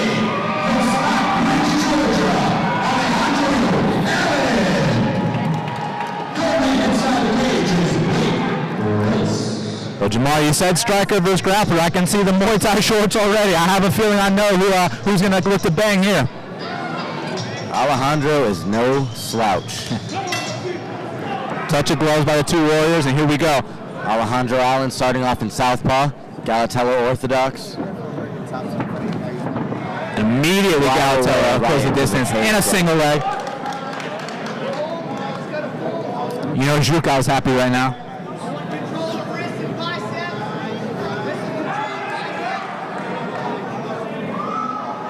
Now let's see if he can use some pressure, try to get his left leg to pass over the right leg of Alejandro and get that full mount. Right now they're both still fresh. Galatello trying to advance from... Here we go. He might be going to side control here. He's getting a full mount. Full mount by Galatello. Man, that's a heavy mount. Grapevine perfect for Galatello. Alejandro's doing the right thing. You know, if you're not going to push off the hips and try to retain your guard, at least hold on and see if the ref will stand up. Now, I know this is full mount and most likely they won't, but you never know with these refs.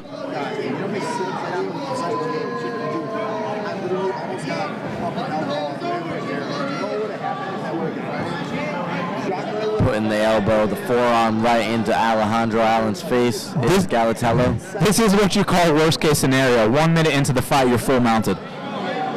Plenty of time for Galatello to work here. Plenty of time for him to break that grip. He's gone. Not a lot of time for Alejandro to get out. And it looks like his window of opportunity might be gone here. To retain a guard, you mean? Yeah, because Galatello looks like he's trying to posture up. You know, there's only so long that Alejandro can hold him like that. Very true. You gotta come to a lot of classes. Blah, blah, blah. These are big body shots. You really hear the thud in them. He's trying to soften up Alejandro so that he'll, loosen up his legs, and maybe he can posture up and land some big ground and pound. But right now, Alejandro is holding him close. It's kind of hard to shrimp and get a half guard against a guy like Galatillo. And as I say that, he's trying to do it. He might. There we go. Looks like he's working on a half guard. Trying to. But man, Galatillo is so heavy on top. And he beautiful pass to side control by Galatillo. And he has crucifix here. Mounted crucifix. Galatillo looking for the finish. Let's see if Blake Rice gives him a warning. He could either try to isolate the right arm of Alejandro, go for a straight arm bar, or he can pound away with elbows similar to John Jones versus Matt Hamill. I think Allen might be cut here. Excuse me, John Jones versus Vladimir Matyushenko.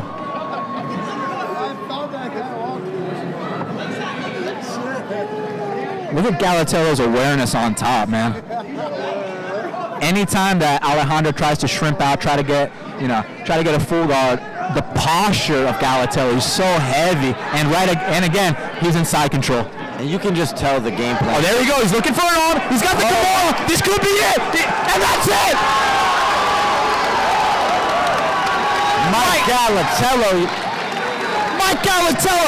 with the Kimura finish inside the first round. Wow.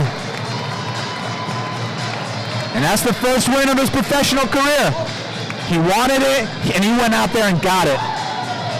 And look at Coach Zhukao, Professor Zhukao, giving him a hug. Zhukao, when his students submit someone inside the cage, it has a very special place in his heart.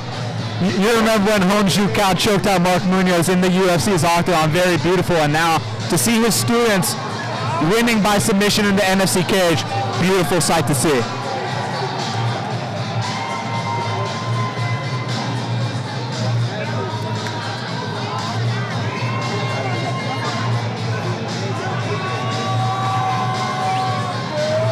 And I think we might have a new emerging prospect in the featherweight division.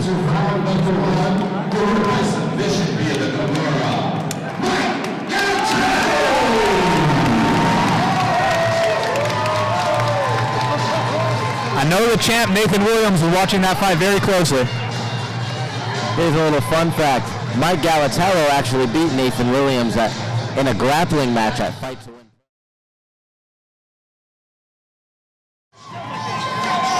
As does Tubbs. We'll see if Tubbs can get on his bike early, establish that jab, use that long range, and potentially catch him or win the decision. Like I said, Tubbs is perfectly fine outscoring his opponent to a decision. Introducing first standing to my right, standing 6 feet 4 inches tall, he weighed in at 184 pounds. With 2 victories, 2 defeats, he represents Kryptonite MMA from Paris, Illinois, Christopher Sprinkle.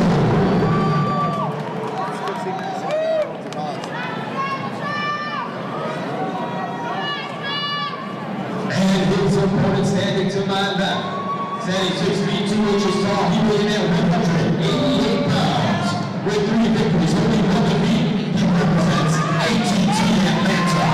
From Atlanta, Georgia, Diaz. The man in charge of the action is Blake. Here we go, the co-main event of the evening, Devorius Tubbs versus Christopher Sprinkle in the middleweight division. Touch of gloves by the two warriors, and here we go. Both men orthodox. Devorius Tubbs in the black trunks. Sprinkle in the orange. Nice jab by Sprinkle and a follow-up leg kick by Tubbs. And Tubbs looks like he put on some muscle for this fight. I was just about to say the same thing. You can see his ab formation. A big leg kick by Sprinkle. And I'm surprised Tubbs isn't on. Oh, big right hand by Tubbs! And Sprinkle retains his guard.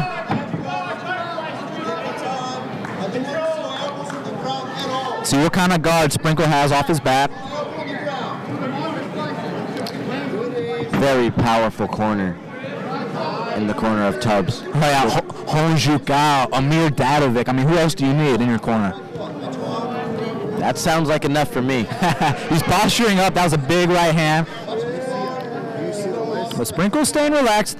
Now, I can't quite tell from where we're sitting if these are clean or not. Very hard to tell from our angle. All I know is if those connect, they're going to hurt. Big right hand! Think Tubbs might have hurt us and turned it around for us. And once again, if Sprinkle wants to get up, he needs to push himself back up into the fence and try to wall walk. But Tubbs is doing an expert job holding him down. And now, as I mentioned that, it looks like he's using the fence to try to get an armbar, but that's not going to happen right now. Tubbs has way too much control right now. And Tubbs is very heavy on top. He's a bad friend. You guys, I need more work. Let's go. Referee Blake Rice asking for more work from the fighters. And Tubbs delivers.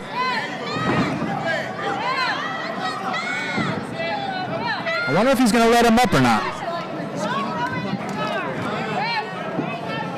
Oh, big right hand by Tubbs again. Sprinkle's tough. Sprinkle is definitely tough. And they're right in front of us here. Tubbs working with the ground and pound. Dropping elbows, big elbows here from Tubbs. Sprinkle needs to try to get his feet on the hips of Tubbs, maybe try to wall walk. But Tubbs is keeping him in the top position, in his full guard, very heavy on top. Well, what Tubbs is doing that's very good is he's...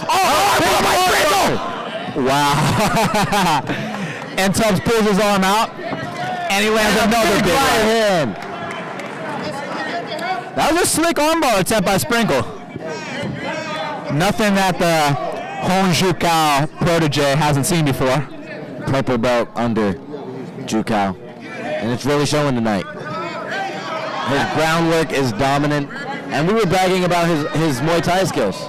He's showing that he's a well-rounded mixed martial artist. In this day and age, Jamar, you can't just be a good striker. And that's what Tubbs has shown, but now they're back up to the feet. Let's see how his clinches. Oh, big shot to the body by Sprinkle there. How tough is Chris Sprinkle? Taking quite some damage right back up to his feet. And he landed 3 big knees in the clinch, though. This kid's got fight in him. Now let's see if DeVorius Tubbs can get back on his bike, Big leg kick. Get his footwork going, establish that jab. Big right hand. He might have expended a lot of energy trying to get the finish there at the beginning. Oh! Those knees to the body are adding up.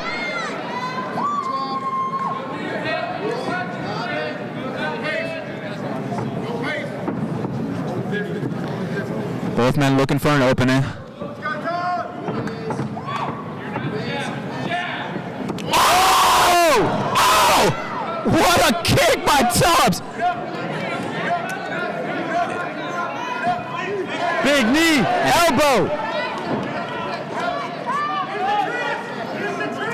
Tubbs dropped a beautiful question mark kick on Sprinkle's head. Well, he really did, and the heart of Sprinkle. Pushing him up against the fence, trying to land knees of his own. I mean, this kid is all heart. Right in front of us again here.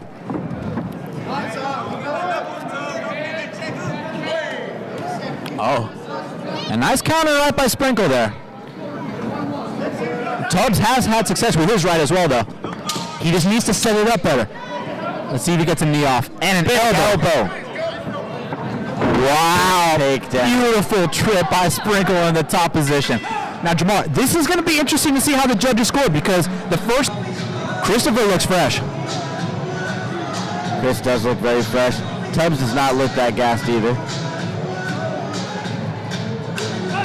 Round 2, here we go.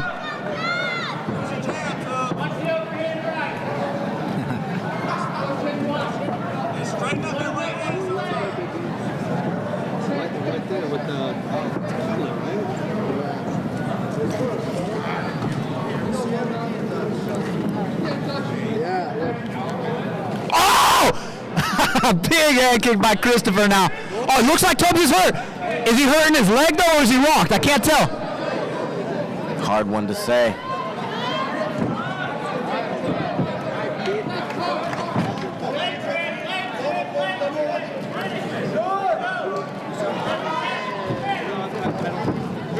Sprinkle's one of these guys that he doesn't care what you hit him with. He's going to keep coming forward. Tubbs has him up against the cage now. He should be throwing some knees to the body. That left knee to the body is wide open for Tubbs. He has just enough space. See if he can push off and create a separation. He definitely doesn't want to be pushed up against the fence with Christopher.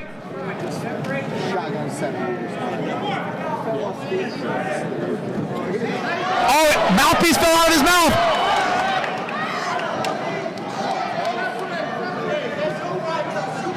I believe that was Chris's mouthpiece.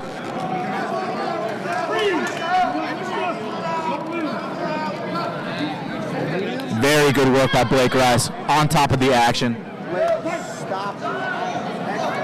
And the fight continues.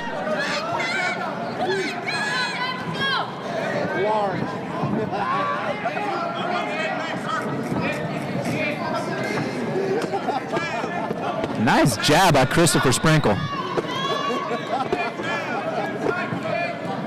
And he checked the kick. He looked like he tried to throw a hook kick there. Not quite accurate. Being that I am sitting next to the former Taekwondo champion, I got to ask you, if he wants to set up that hook kick, he definitely has to get some distance first, right? Absolutely. It's not just going to come either. There's a lot, you have to set it up. That's one of those kicks you have to set up. Beautiful knee to the body by Sprinkle. Tubbs needs to turn things around here. It looks like he might be starting to fatigue a little bit. I would definitely say so as well. He needs to clinch up and throw those knees, break off the cage, and then push.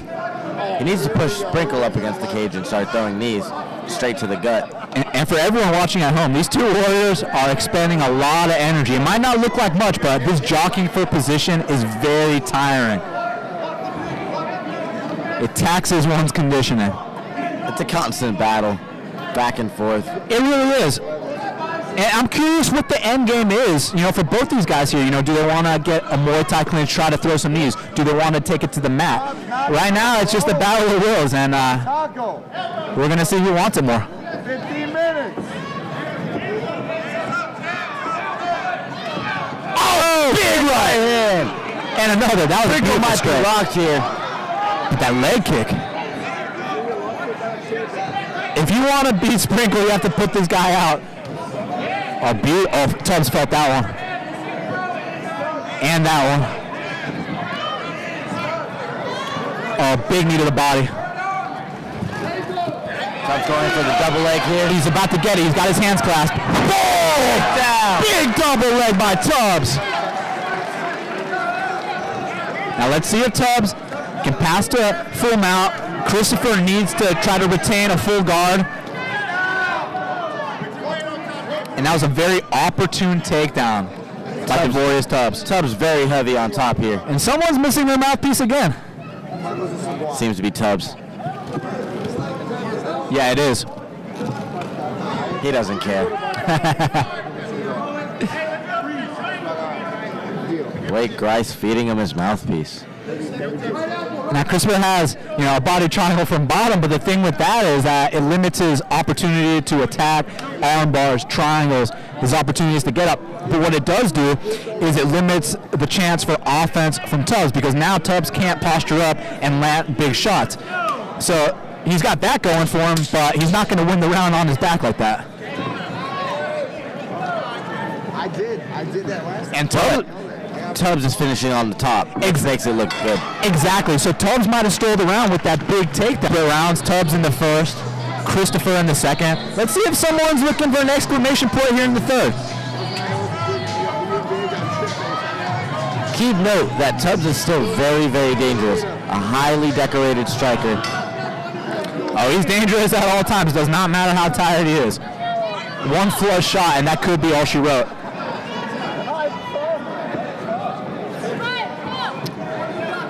Look at the heart on this kid, Sprinkle. He wants this.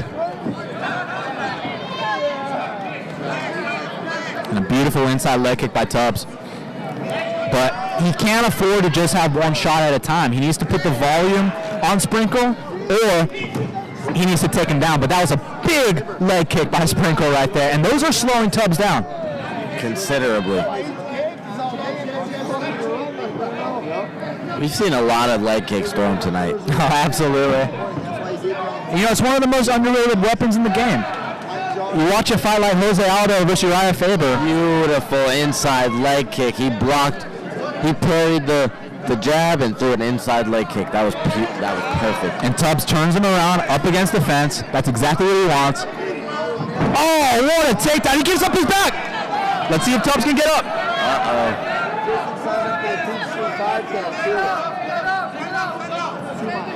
It looked like he might have grabbed the fence there. He's got both hooks in. He's looking to soften him up with strikes. Now he's got the he's looking for the body triangle. There it is. Notice how his right foot is cupping under the thigh of Tubbs, and now he's looking for the choke. Tubbs is fighting the hands well right now. And there, that might be it. Let's see if he can fight this off.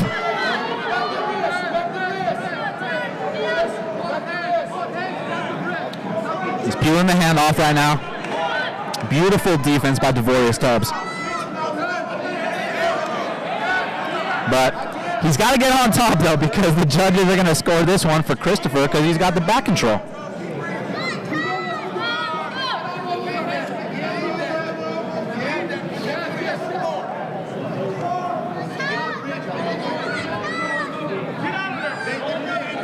And Tubbs is turning to the right side of the body triangle. That's exactly what you're supposed to do. Put pressure on the side of the triangle. That actually puts a lot of pressure on Christopher. Makes it worse for him. That being said, he can't stay here. He can't hang out in this position. And then he's got a crank. This is a crank, not a choke. It's a crank. Beautiful. Let's see if he can get up. Oh, and he gets full mounted.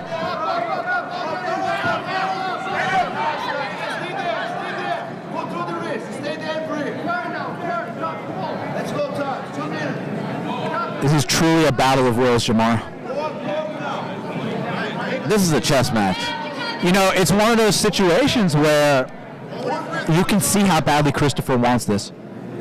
And Tubbs wants it too, but Christopher's been pushing forward the entire time. Tubbs needs to try to explode. He needs to try to break that body triangle. He needs to get on top. Easier said than done.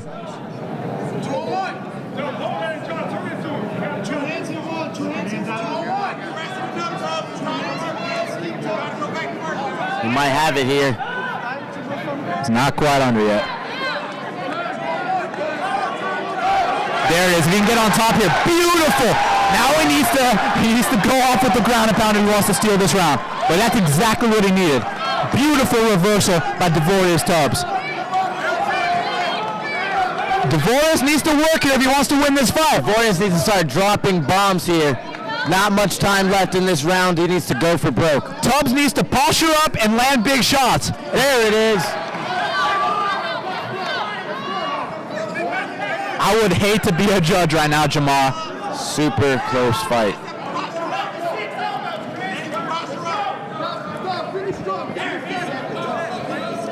It would appear to be a minute left in the fight. Maybe less. If Tubbs can get a couple big shots off here, he can steal the round. Because as you know, the judges only remember what happens the last minute. Very true. He can't afford to get swept. And that was close. Like I said, chess match. Absolutely 100%. And I can't wait to see both these warriors back inside the NFC cage.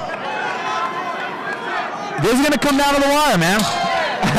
Watch this be a draw or a split decision.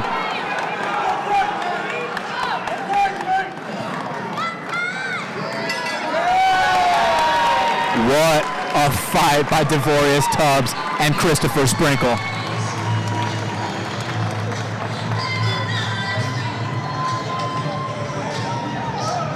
Both men visibly exhausted after that battle, and rightfully so. all those clinch exchanges, the takedowns, the reversals, the head kicks. These guys put it all out there. And now it's in the judges' hands. Who will take this victory? Will it be Christopher Sprinkle or Devorius Tubbs? Very close fight here. Judges have made their decision. Here we go. We're about to find out.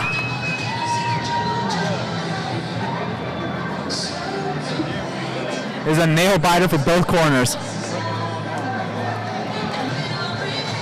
Here we go. Official judges' decision. All three judges scored identical. 29-28. Your winner by unanimous decision.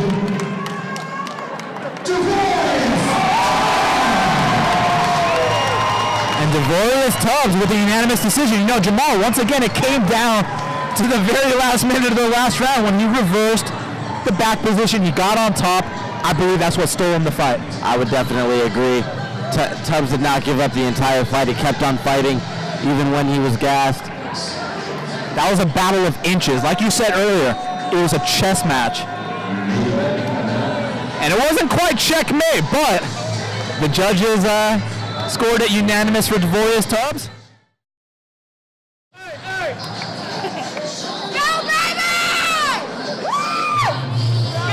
Man, I wish this was a 5-round fight. Yeah.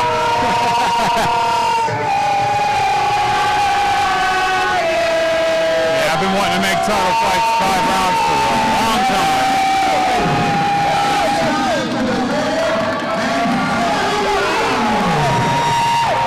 Here we go. The last round of NFC 97.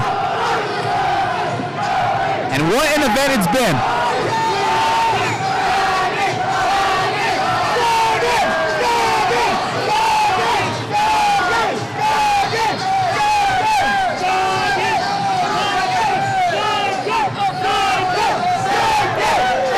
Here we go with round number 3.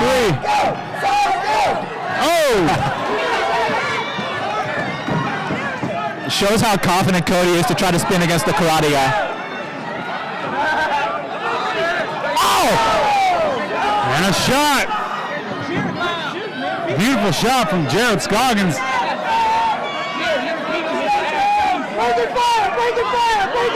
Beautiful entry, and he gets the takedown again. Every single time. Who saw that coming? The way he ducks under, the way he gets that takedown. I've never seen anyone out-wrestle Cody Durden before. Cody's still hanging in here tough. He still wants to win this. He's not giving up. Jared. He's such a physical presence inside that cage. Yeah. Cody might be looking for a guillotine here. Pushes off the fence for it. But you know what? He has to try to go for stuff like that because he needs a finish here. So even though he gave up position, he's got the right idea here. He needs to finish this fight. Yeah, his corner definitely had to have told him he's down 2 rounds. And now he's got to start all over again in butterfly guard with a very heavy Scoggins on top.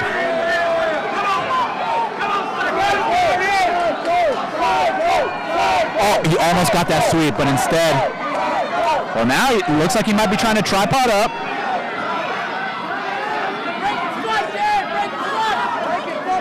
And now we're back to the clinch.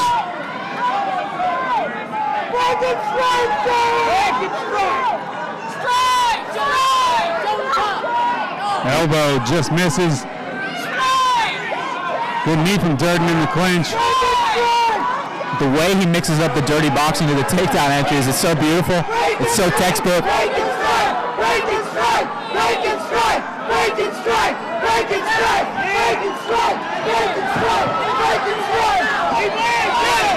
Oh, big knee! What a knee by Durden. The heart on Cody. Oh, another one! He's got to stuff this though. Knee to the body! Scoggins might be tiring a little bit. Let's see if Durden can take over here. He needs the finish. He's got to swing for the unders.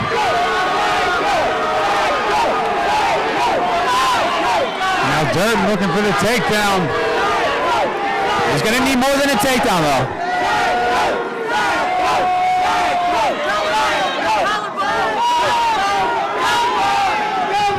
Hard knee. Nice elbow from Durden. And a good jab. Scoggins is slowing down a little bit. Another big knee.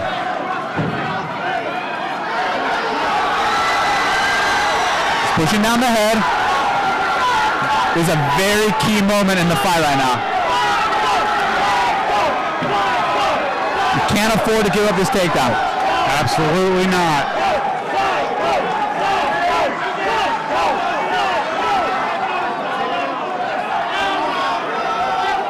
Cody throwing some elbows down. Jared looking to finish his takedown.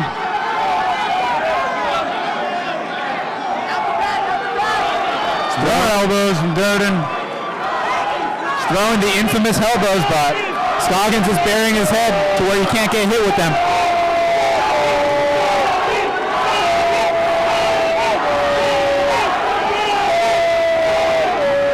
And the crowd's going crazy right now. Jared with the takedown. Cody looking to reverse it. He's trying to hit the switch, but it doesn't look like he's going to. And time is winding down. It's Cody Durden against the clock.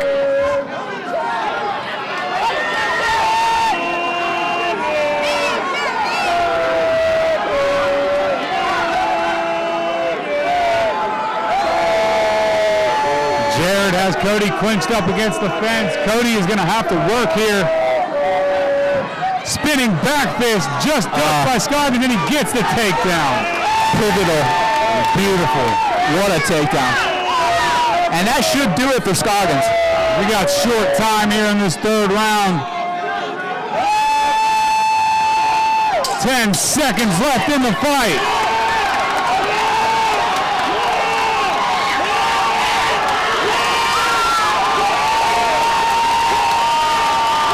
And the story of this fight was the physical dominance, the presence of Jared Scoggins. What a fight from Jared Scoggins and Cody Durden. That was a statement by Jared Scoggins. You don't just go out there and out-wrestle a guy like Cody Durden. We've seen what Cody Durden has done to people inside the NFC cage over and over again. For Jared Scoggins to go out there and out-wrestle him like that, pretty much got every takedown he attempted, that's a statement in itself. Don't be surprised if Jared Scoggins gets the call up very soon. And Cody Durden will be back. He's a great competitor. He didn't quit even once. Things weren't going his way. He didn't look for the door. He tried to push off the fence and get that guillotine. He tried to win the fight at all times. Tonight was simply not his night. He will be back. He's got a very bright future, but tonight belongs to Jared Scoggins. And judges are rendering their scorecards.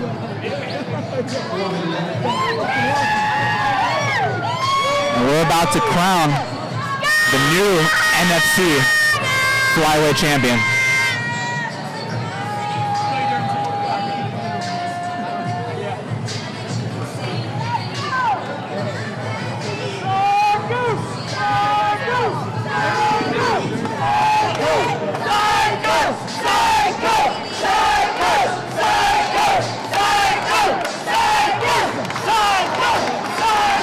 Here we go. The moment of truth is coming up.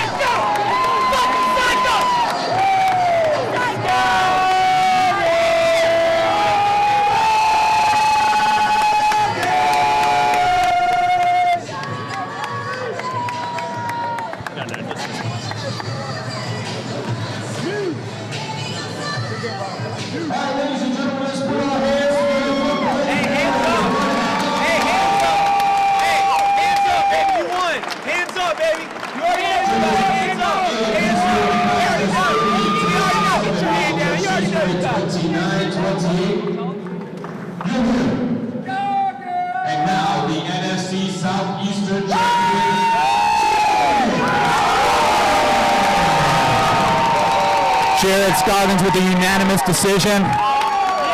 He now has consecutive wins over Juan Puerta and Cody Durden, two of the toughest guys on the regional scene in the flyweight division.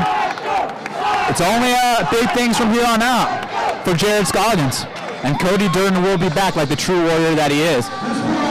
And that's got to do it for NFC 97. For Jesse Wable, I'm Daniel Levy. Hope you guys enjoyed the fights. See you next time. That concludes NFC 97 on behalf of David Omas and the entire NFC team. We thank you for